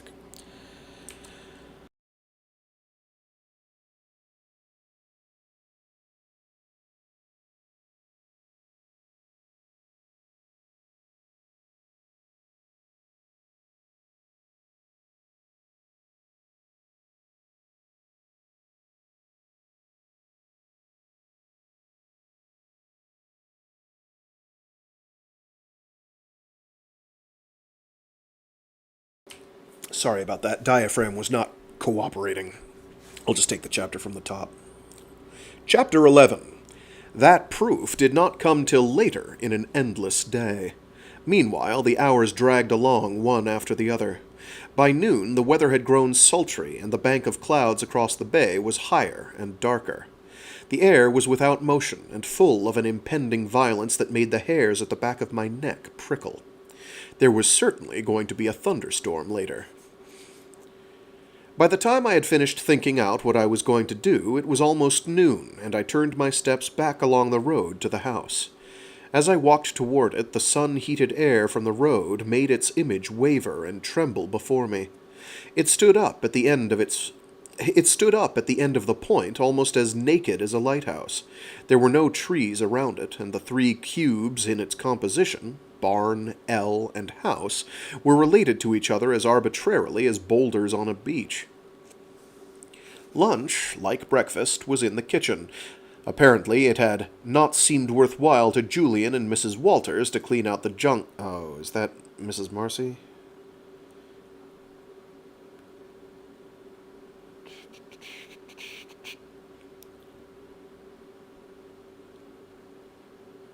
No, there's just a random quotation mark. There is no end quote to it. That's fun. Editing goofs are fun. Lunch, like breakfast, was in the kitchen. Apparently it had not seemed worthwhile to Julian and Mrs. Walters to clean out the junk in the other front room and eat there. It was typical of the whole ascetic and yet slovenly way in which they seemed to be living. The meal was desultory. Mrs. Marcy cooked well, but the dishes she set before us were all hot, and there was too much of them. We were not harvest hands. Julian barely picked at his food, swallowing a mouthful now and then, more out of deference to Anne's insistence that he eat something than out of any appetite. She hardly ate more herself, and spoke scarcely at all. I felt that she did not know just what the status quo was, and thought it better to take no chances. She kept one eye on Mrs. Walters most of the time, with now and then a grin in my direction. It was pleasant to see her across the table from me. The only one who enjoyed that meal was Mrs. Walters, who sat on my left. She was as silent as the rest of us, but this time she ate steadily and with a heartiness that was faintly revolting to me. None of our few and unimportant remarks is worth reporting. 20 minutes after we sat down, we had all left the table and gone our separate ways. Julian retired upstairs, presumably to continue his work, though Mrs. Walters reminded him that he would have only an hour or two before it was time to clean what she called our room, which I understood to mean the laboratory. He nodded and said that he would be through in plenty of time. Mrs. Walters stayed in the kitchen, talking to Mrs. Marcy about supper and instructing her to fix a bed for me somewhere upstairs. I didn't pay attention to what it was all about, but I am positive that it was mere household routine. Even. Anne and I wandered outdoors. Somehow I was beginning to feel that the less time I spent inside the walls of that house, the better. Each time I stepped out of one of its doors, I felt indefinably relieved, freer. We wandered across the meadow again and lay down in the grass under the big maple tree near the edge of the river bay. It was peaceful there, and I felt relaxed. My pipe, when I got together the energy to light it, tasted good. Anne lay beside me, looking comfortable, and intermittently braiding grass stems into some sort of bracelet. I knew she wanted to talk to me after a while, but that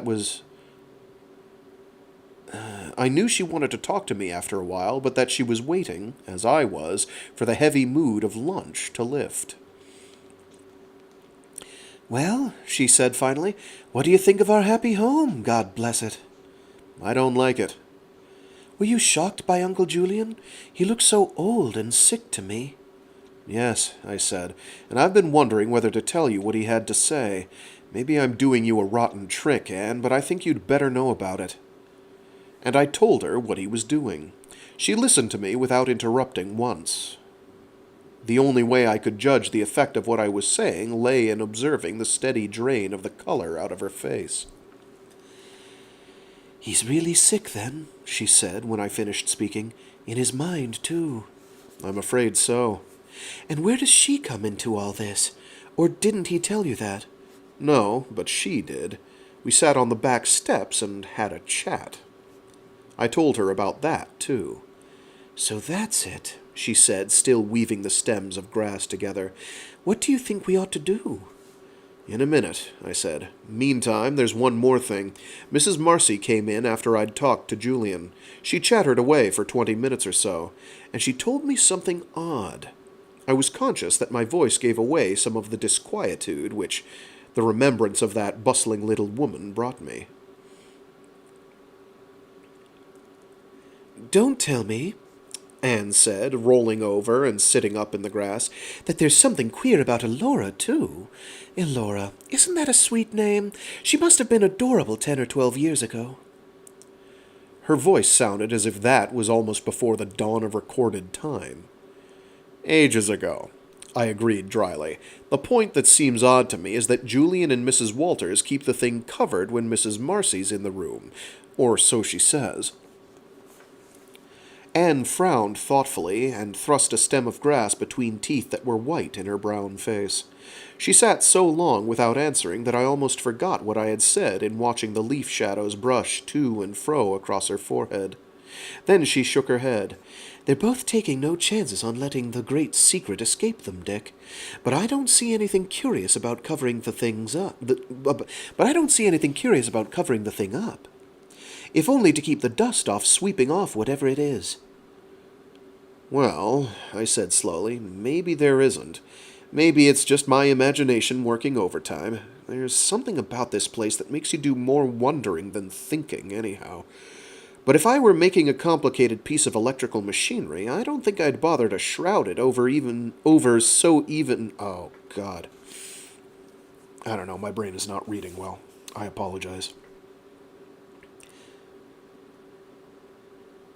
"They're both taking no chances on letting the great secret escape them, Dick.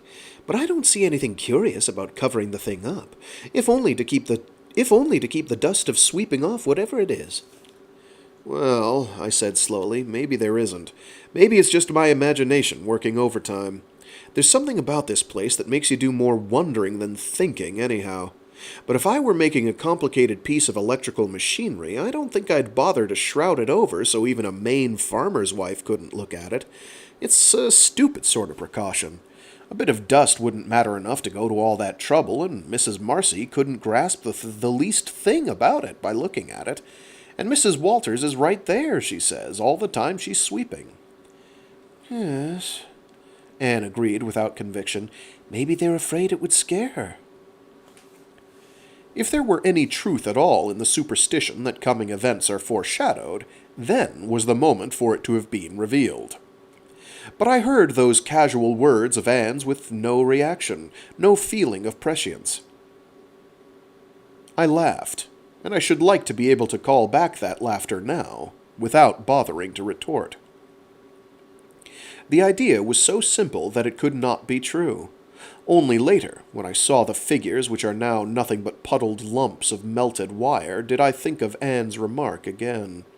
A great many more important things than the first sight of those 7 things happened to me before I saw the last of the house on Setauket Point, but none that come up more easily against the dark side of my lids when my eyes are closed. Anne herself attached no importance to her suggestion. She grinned at my laughter and went on. "Anyhow, it doesn't seem to me to matter. The problem is what we are going to do." What I thought of this morning was trying to get into Julian's confidence to the point where he'd let me see this mechanical marvel of his. Perhaps he'd be willing to let me work with him and help him on it.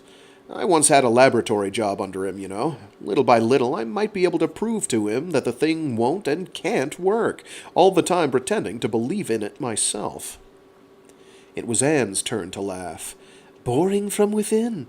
You talk like the new Communist Party line. But it might work at that." Something must have occurred to her, because after a moment her voice took on assurance and lost most of its underlying amusement.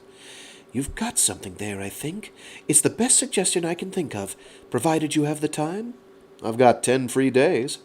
"That ought to be enough," she said, and though her face and tone were both sober, I had an idea she was smiling to herself about something. "Only look out for that woman. If she gets an idea what you're trying to do, or if you get her jealous of her standing with Julian—" She bit through the grass stem with an audible crunch. That consideration gave me no pleasure. "She's going to be awkward," I admitted. We had been talking earnestly, but not, I think, with particularly heavy hearts. There was something exciting in the situation for both of us. I knew that no matter what happened, I should enjoy the next few days because I could spend part of them with Anne. She must have been glad of any company in that lonely house and relieved because I had showed up. But simultaneously we realized what a tragic and pathetic sort of conspiracy we were cooking up. We each loved Julian, in my case remotely, but genuinely for all that, and we had been forgetting him. "Listen, Dick," Anne said, turning toward me and putting her hand on mine. "We've got to pull this thing off. We can't fail. It's sure to be the end of Uncle Julian if we do. I'll try to keep her out of the way as much as I can, but don't fail." "I'll try not to." "Do you think he believes the thing is nearly finished?" she said, to break the awkward pause that followed. "I think so. I told you what he said about it, and Mrs. Marcy seems to have heard it humming, so he must have put the current through it at least." I told her about the noises that Mrs. Marcy had described. Anne looked at me steadily while I spoke, and there was a Anne looked at me steadily while I spoke, and there were amazement and something else in her face. "So that's what that noise is!" she exclaimed when I had finished. "You've heard it too?" "Yes, the humming, and the other thing too." The same cold thrill that had gone through me once before that day when I had been talking to Mrs. Marcy swept into me again. I told myself I was a fool to be so affected by hearing that Julian's machine made noises. But if it made a certain kind of noise, I put that thought out of my head. The thing could not work, and that was that. Still, I wanted to be reassured. "You didn't hear any voices, I trust?" I made my voice sound light and casual. "No." The look was still on her face. "I never even thought of voices, though what Mrs. Marcy said about the cheering is close to it in some ways. It wasn't such a loud noise. Maybe I mean that it sounded as if it were coming from a long way off. A roaring noise, like a waterfall, only coming to you downwind from very far away." Far away. It was strange that Anne and Mrs. Marcy should have chosen the same phrase to describe what they had heard. It was not a particularly helpful description, and somehow I didn't like it. I turned the words over in my mind, trying to form an audible picture from them, but it was no use. It was just a phrase that I didn't like.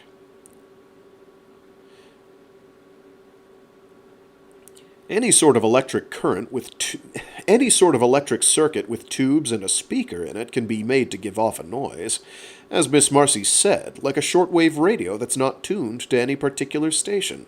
There's a phenomenon called heterodyning that might produce just such an effect. Anne looked unconvinced. "Uncle Julian ought to know that, I should think. I hope you're right, and that's all it was."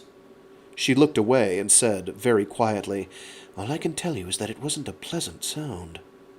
"Not a bit like a lot of happy angels making music before the Lord?" "Don't!" she said sharply, and lay down again in the grass without letting me see her face. The sultriness of the afternoon began to make us both drowsy. The smell of hot meadow grass and earth was heavy in the air, which was suddenly very quiet. I lay beside her, and my eyes began to close. I didn't want to think. It had already been a fairly long day, as far as I was concerned. I relaxed. Maybe I dozed. At any rate, the next thing I noticed was that Anne was shaking my shoulder. "The sun will be under those thunderheads in a few minutes," she was saying. "Let's have another swim first." Apparently she had gone back to the house while I lay there, because she had our suits under her arm. I stood up, groggy with sleep, and we went down to the small cove.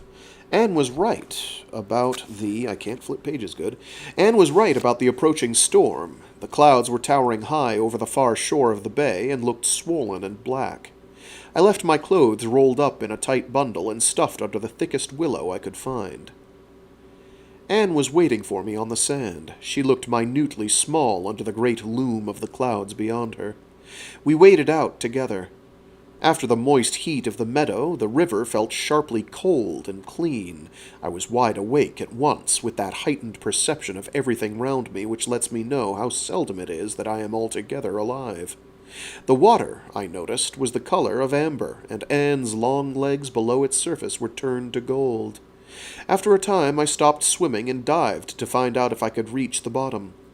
I went down a long way, with the water getting darker and colder and heavier around me as I pulled myself down, but I didn't touch anything.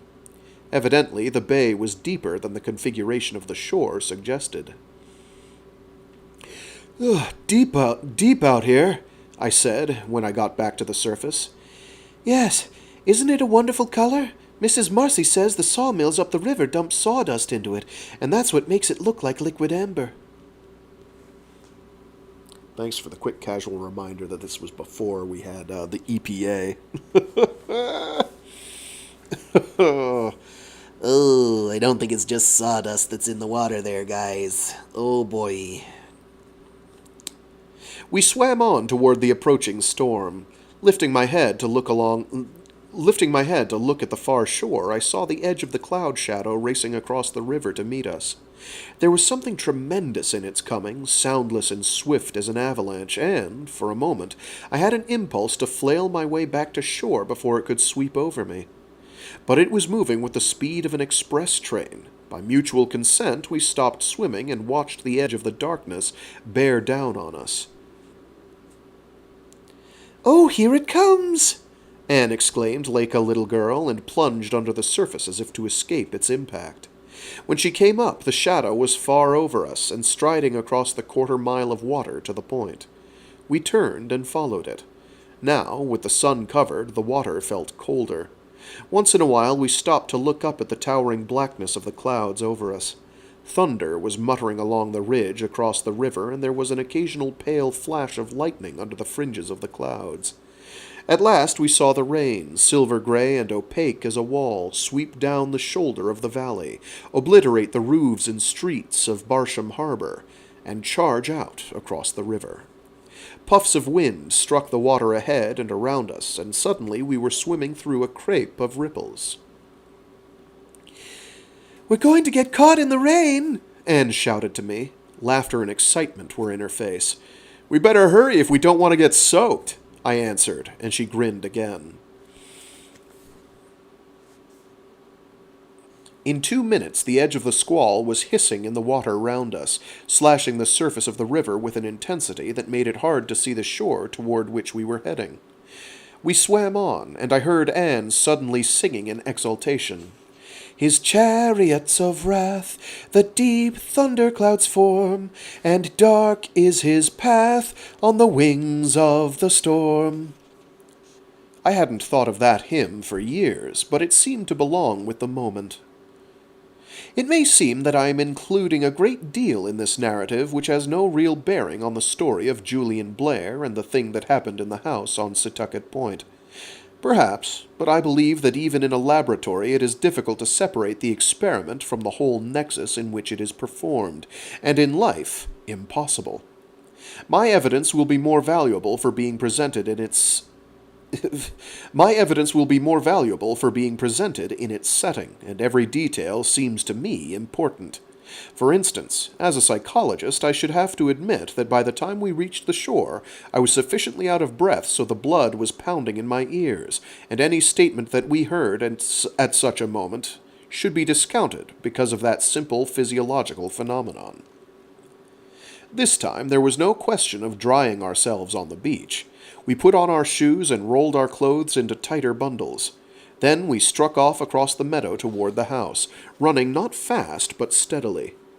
Anne, I saw, was no more winded than I was, and I keep myself in good physical condition, and she ran with an effortless reach and drive of the legs that was pleasant to watch. The first frenzy of the rain had abated, and the wind at our backs was less fitful as it slanted the rain over and past us in long streaks.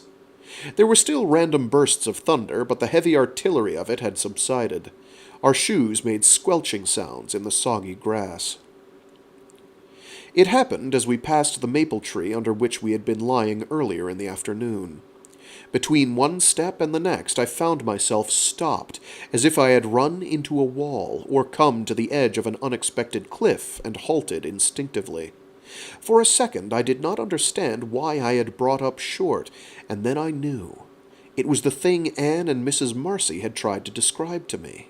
By the time I was fully aware of it, the noise had stopped, but the echo of it was still in my ears. From ahead of us somewhere, I felt certain that it was from the house itself, had come such a sound. Oh, I see. From ahead of us somewhere, I felt certain that it was from the house itself, had come such a sound as I have never heard in any other place. It was a deep and indescribable thing, as single and yet as multiple as the noise of a tempest and the roar of a rock slide.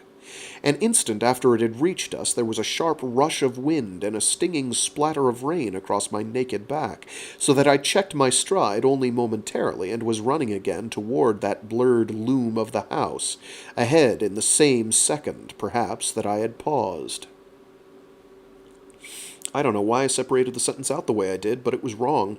An instant after it had reached us, there was a sharp rush of wind and a stinging splatter of rain across my naked back, so that I checked my stride only momentarily and was running again toward the blurred loom of the house ahead in the same second, perhaps, that I had paused. In saying that the noise came from the house, I must add that there was, then, no evidence to support that statement. Nothing more than intuition.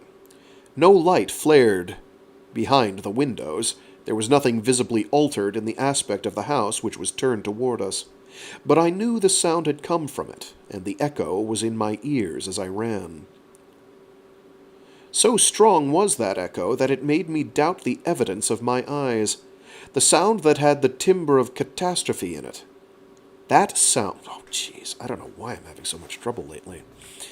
That sound had had the timbre of catastrophe in it, and yet my eyes assured me that everything was as it should be. But no thing as it should be had produced that noise. There had been a tremendous quality about it, muted by distance and softened by the hiss of falling rain, but still terrifying. I thought of the echo that reached the people of Japan when the island of Krakatoa exploded 2,000 miles and more away from them, in Sunda Strait. Listening to the percussion of that enormous event, they must have felt the same vague terror and confusion that were in my own mind. Anne, still running easily and lightly, turned her streaming face toward me, and, in the twilight of the storm, I saw that her eyes were wide, with excitement or something less definable. "That's it!" she cried. "That's the noise!" "Good God!" I said. "The loudest it's ever been!" she told me between the deep draughts of her breathing. After that, we wasted no more words. Together, we pounded across the meadow, and, long before we reached the house, the breath was whistling in my throat. Ahead of us, through the rain, the house began to loom larger and more distinct. When we were within 200 yards of it, I looked up once and saw something that puzzled me. There was a patch of white behind the blank darkness of one of the second-story windows, a vague glimmer of something that was the size and outline of a human face, though I could make out no features at all, except, I thought, the eyes. I wondered who was watching us come pelting home. Julian? Mrs. Marcy? It didn't matter. In 2 strides more of our running, that face was gone. Maybe there had been nothing there except my imagination. I forgot about it immediately, and it did not come back to my mind until events had forced me to review every least detail of this afternoon. Panting and blown, we flung through the kitchen door. There was no one in the room, and it looked utterly normal. A pot of something was cooking on the stove, and there was a good smell of steam and condiments in the air. We did not stop even to put on our clothes, but tossed the bundles into the table. We did not stop even to put on our clothes, but tossed the bundles onto the table almost without pausing, and went on through the door into the hall. That was where it was. I heard Anne give a gasp as she reached the foot of the stairs, and then I was looking over her shoulder and feeling suddenly numb. They were all three there: Julian, Mrs. Walters, and Mrs. Marcy. Two of them had whirled as they heard our feet on the boards behind them. The two were Julian and Mrs. Walters. And that is where I have to call it for today. Sorry, it's a bit of a short one, but not that short.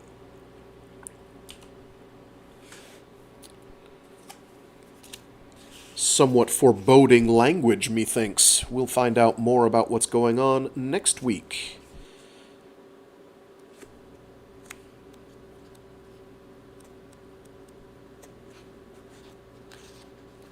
Let me get that partitioned out. Yes, there we go. Excellent. Alrighty, another three-ish, I think, installments, and we should be through that one. And at that point, the plan is to start reading through Citeen by C.J. Cherryh. That's the plan. We'll see if the best laid ones of those of Mice and or Men comes to fruition, because my schedule is going to get really, really gross in the next month or so. And I don't know how long it's going to stay that way, so I'm going to have to... Suffice it to say, there's going to be some changes to the format, I think. And they will be a surprise to me as it will be to you. Great stuff. Just read. Restream uploaded to 30-plus platforms. It doesn't actually upload to 30 platforms. I only have it uploading. It would be for them, but it is uploading to 2 for me, because I don't even know of 30 streaming platforms. I don't think I could name 30. I need to go through and edit every single one of the descriptions to remove that, because it's really annoying. But yes, it is rather a lot. If you were to stream to all of them, it would be immense. It's honestly, every time I think about the absolutely boggling amount of data that goes through YouTube on any given day and has to be stored, I shudder. Like thinking about the logistics of having the raw space, data storage space, in order to support YouTube for like a day just seems basically impossible to me. There is some finagling occurring there. I don't know how they're doing it, but I know all my stuff is still up there, bar like the things that I've had to remove, which are few, for the record. Just a tremendous amount of data, impossible numbers of terabytes. Like, we're probably talking, I don't know, petabytes of data, like, every single day, are going through and being saved. And I just don't know where it's going. And that, that baffles me. Like, I don't understand why someone would keep providing money to that beast. Apparently they're able to get enough return based on advertisement and whatever theoretical money they get due to click-through and viewership and eyeballs and whatever metadata they're harvesting, that they're able to keep the shareholders pleased and happy. So I shrug, because I just don't see how it could be making the money. Just the hardware logistics and costs alone kind of blow my mind. Just based on my work with large-scale, moderately large-scale data storage for more private concerns. It's like that money gets big quick when you have to deal with the amounts of data that they're dealing with. And it's increasing. It's only increasing. It's never decreasing. I don't think they go through and remove movies that have been on there for 30 years. 30 years. It hasn't even been around for 30 years. Nearly 30 years, though, actually, now that I think about it. I don't think they're going around and saying, oh, here's the statute of limitations, we're removing it. Certainly it's not happened to me, and I've been doing this for over 5 years now. So, but yeah, no, it's crazy. It's completely crazy. Completely crazy. And to say nothing of all the other places that are doing streaming of any similar type. your twitches, etc. I just don't know. I don't know. Like it's all funny money. Like there's no way, ultimately, that they can be making tremendous amounts of money off this. At least not enough that I would consider it worthwhile. But I also don't know exactly how their economics work out. That's enough blathering from me. I've got to run. Thanks to everyone who tuned in. We will have more of this next week unless things take a really dire turn faster than I thought as far as my personal schedule is concerned. This Friday should be a lock. No issues there. Yeah, we'll go from there. We're gonna... I'm looking at what might wind up happening to my schedule. I am having some dire concerns about my previously established conceptual schedule for when I was going to get things started as far as Endymion and Cytine are concerned. We will see. Things are looking even busier than I thought they were going to be, so you're gonna have to bear with me and take everything I say with a grain of salt at this point, because yeah,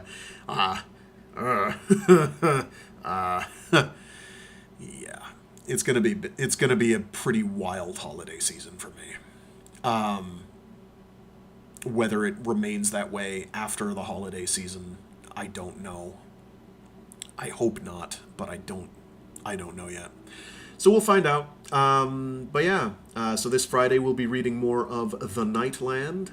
Next week we should be reading through more of The Legend of the Galactic Heroes, Volume 1, more of The Edge of Running Water, and more of The Nightland, because I think we've got like 3 more Nightlands, including this week. Actually, might be 2. Might be 2.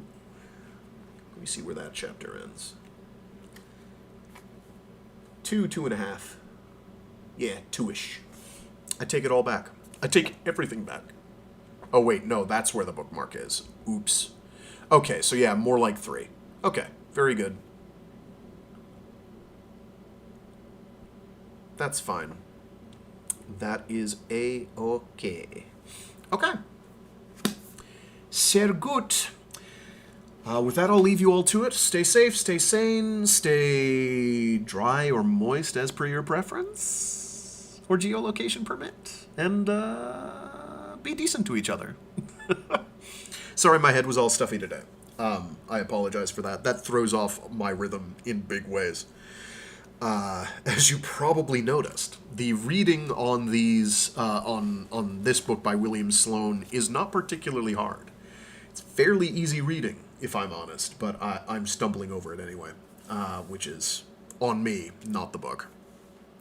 I'm willing to cut myself a lot of slack when it comes to reading, stumbling over the Nightland. That's written as deliberately written to be as obtuse as possible, and that's okay. I'm okay with this. That's fine. That's fine. But it's a toughie. Anyway, I'll see you all later.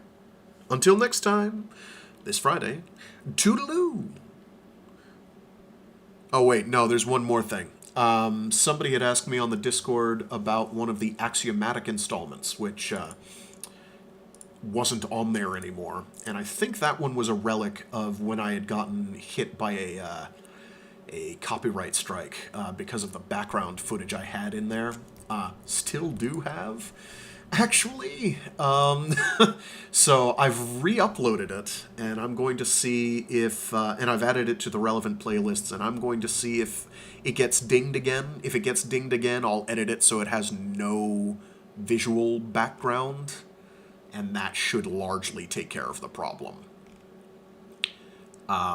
If there is a problem, but I'm waiting to.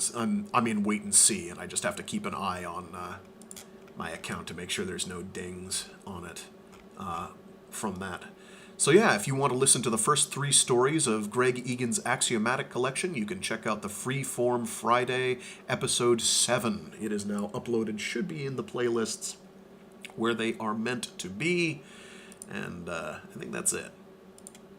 Let me just, real quick here. Check to make sure that they are in the right order. That is not guaranteed. That is the wrong playlist. Give me a sec. There we are. What are you doing? Unfortunately, that was also recorded with absolutely terrible audio recording quality. It has gotten better over the years. Certainly in the last 6 months, it's gotten better. So my apologies for that. Some of those are obnoxiously quiet. And I wish I'd known about that earlier, so I could have adjusted sooner. But here we are. How do I edit this? Oh, I see. I'm in the wrong section. Smart. You're smart. Let's fix this. There we go. Playlists. It's here somewhere. Here we are. Yeah, okay, it did not reorder them the way it was supposed to. That's fine. Okay. That's fixed there. And let's just...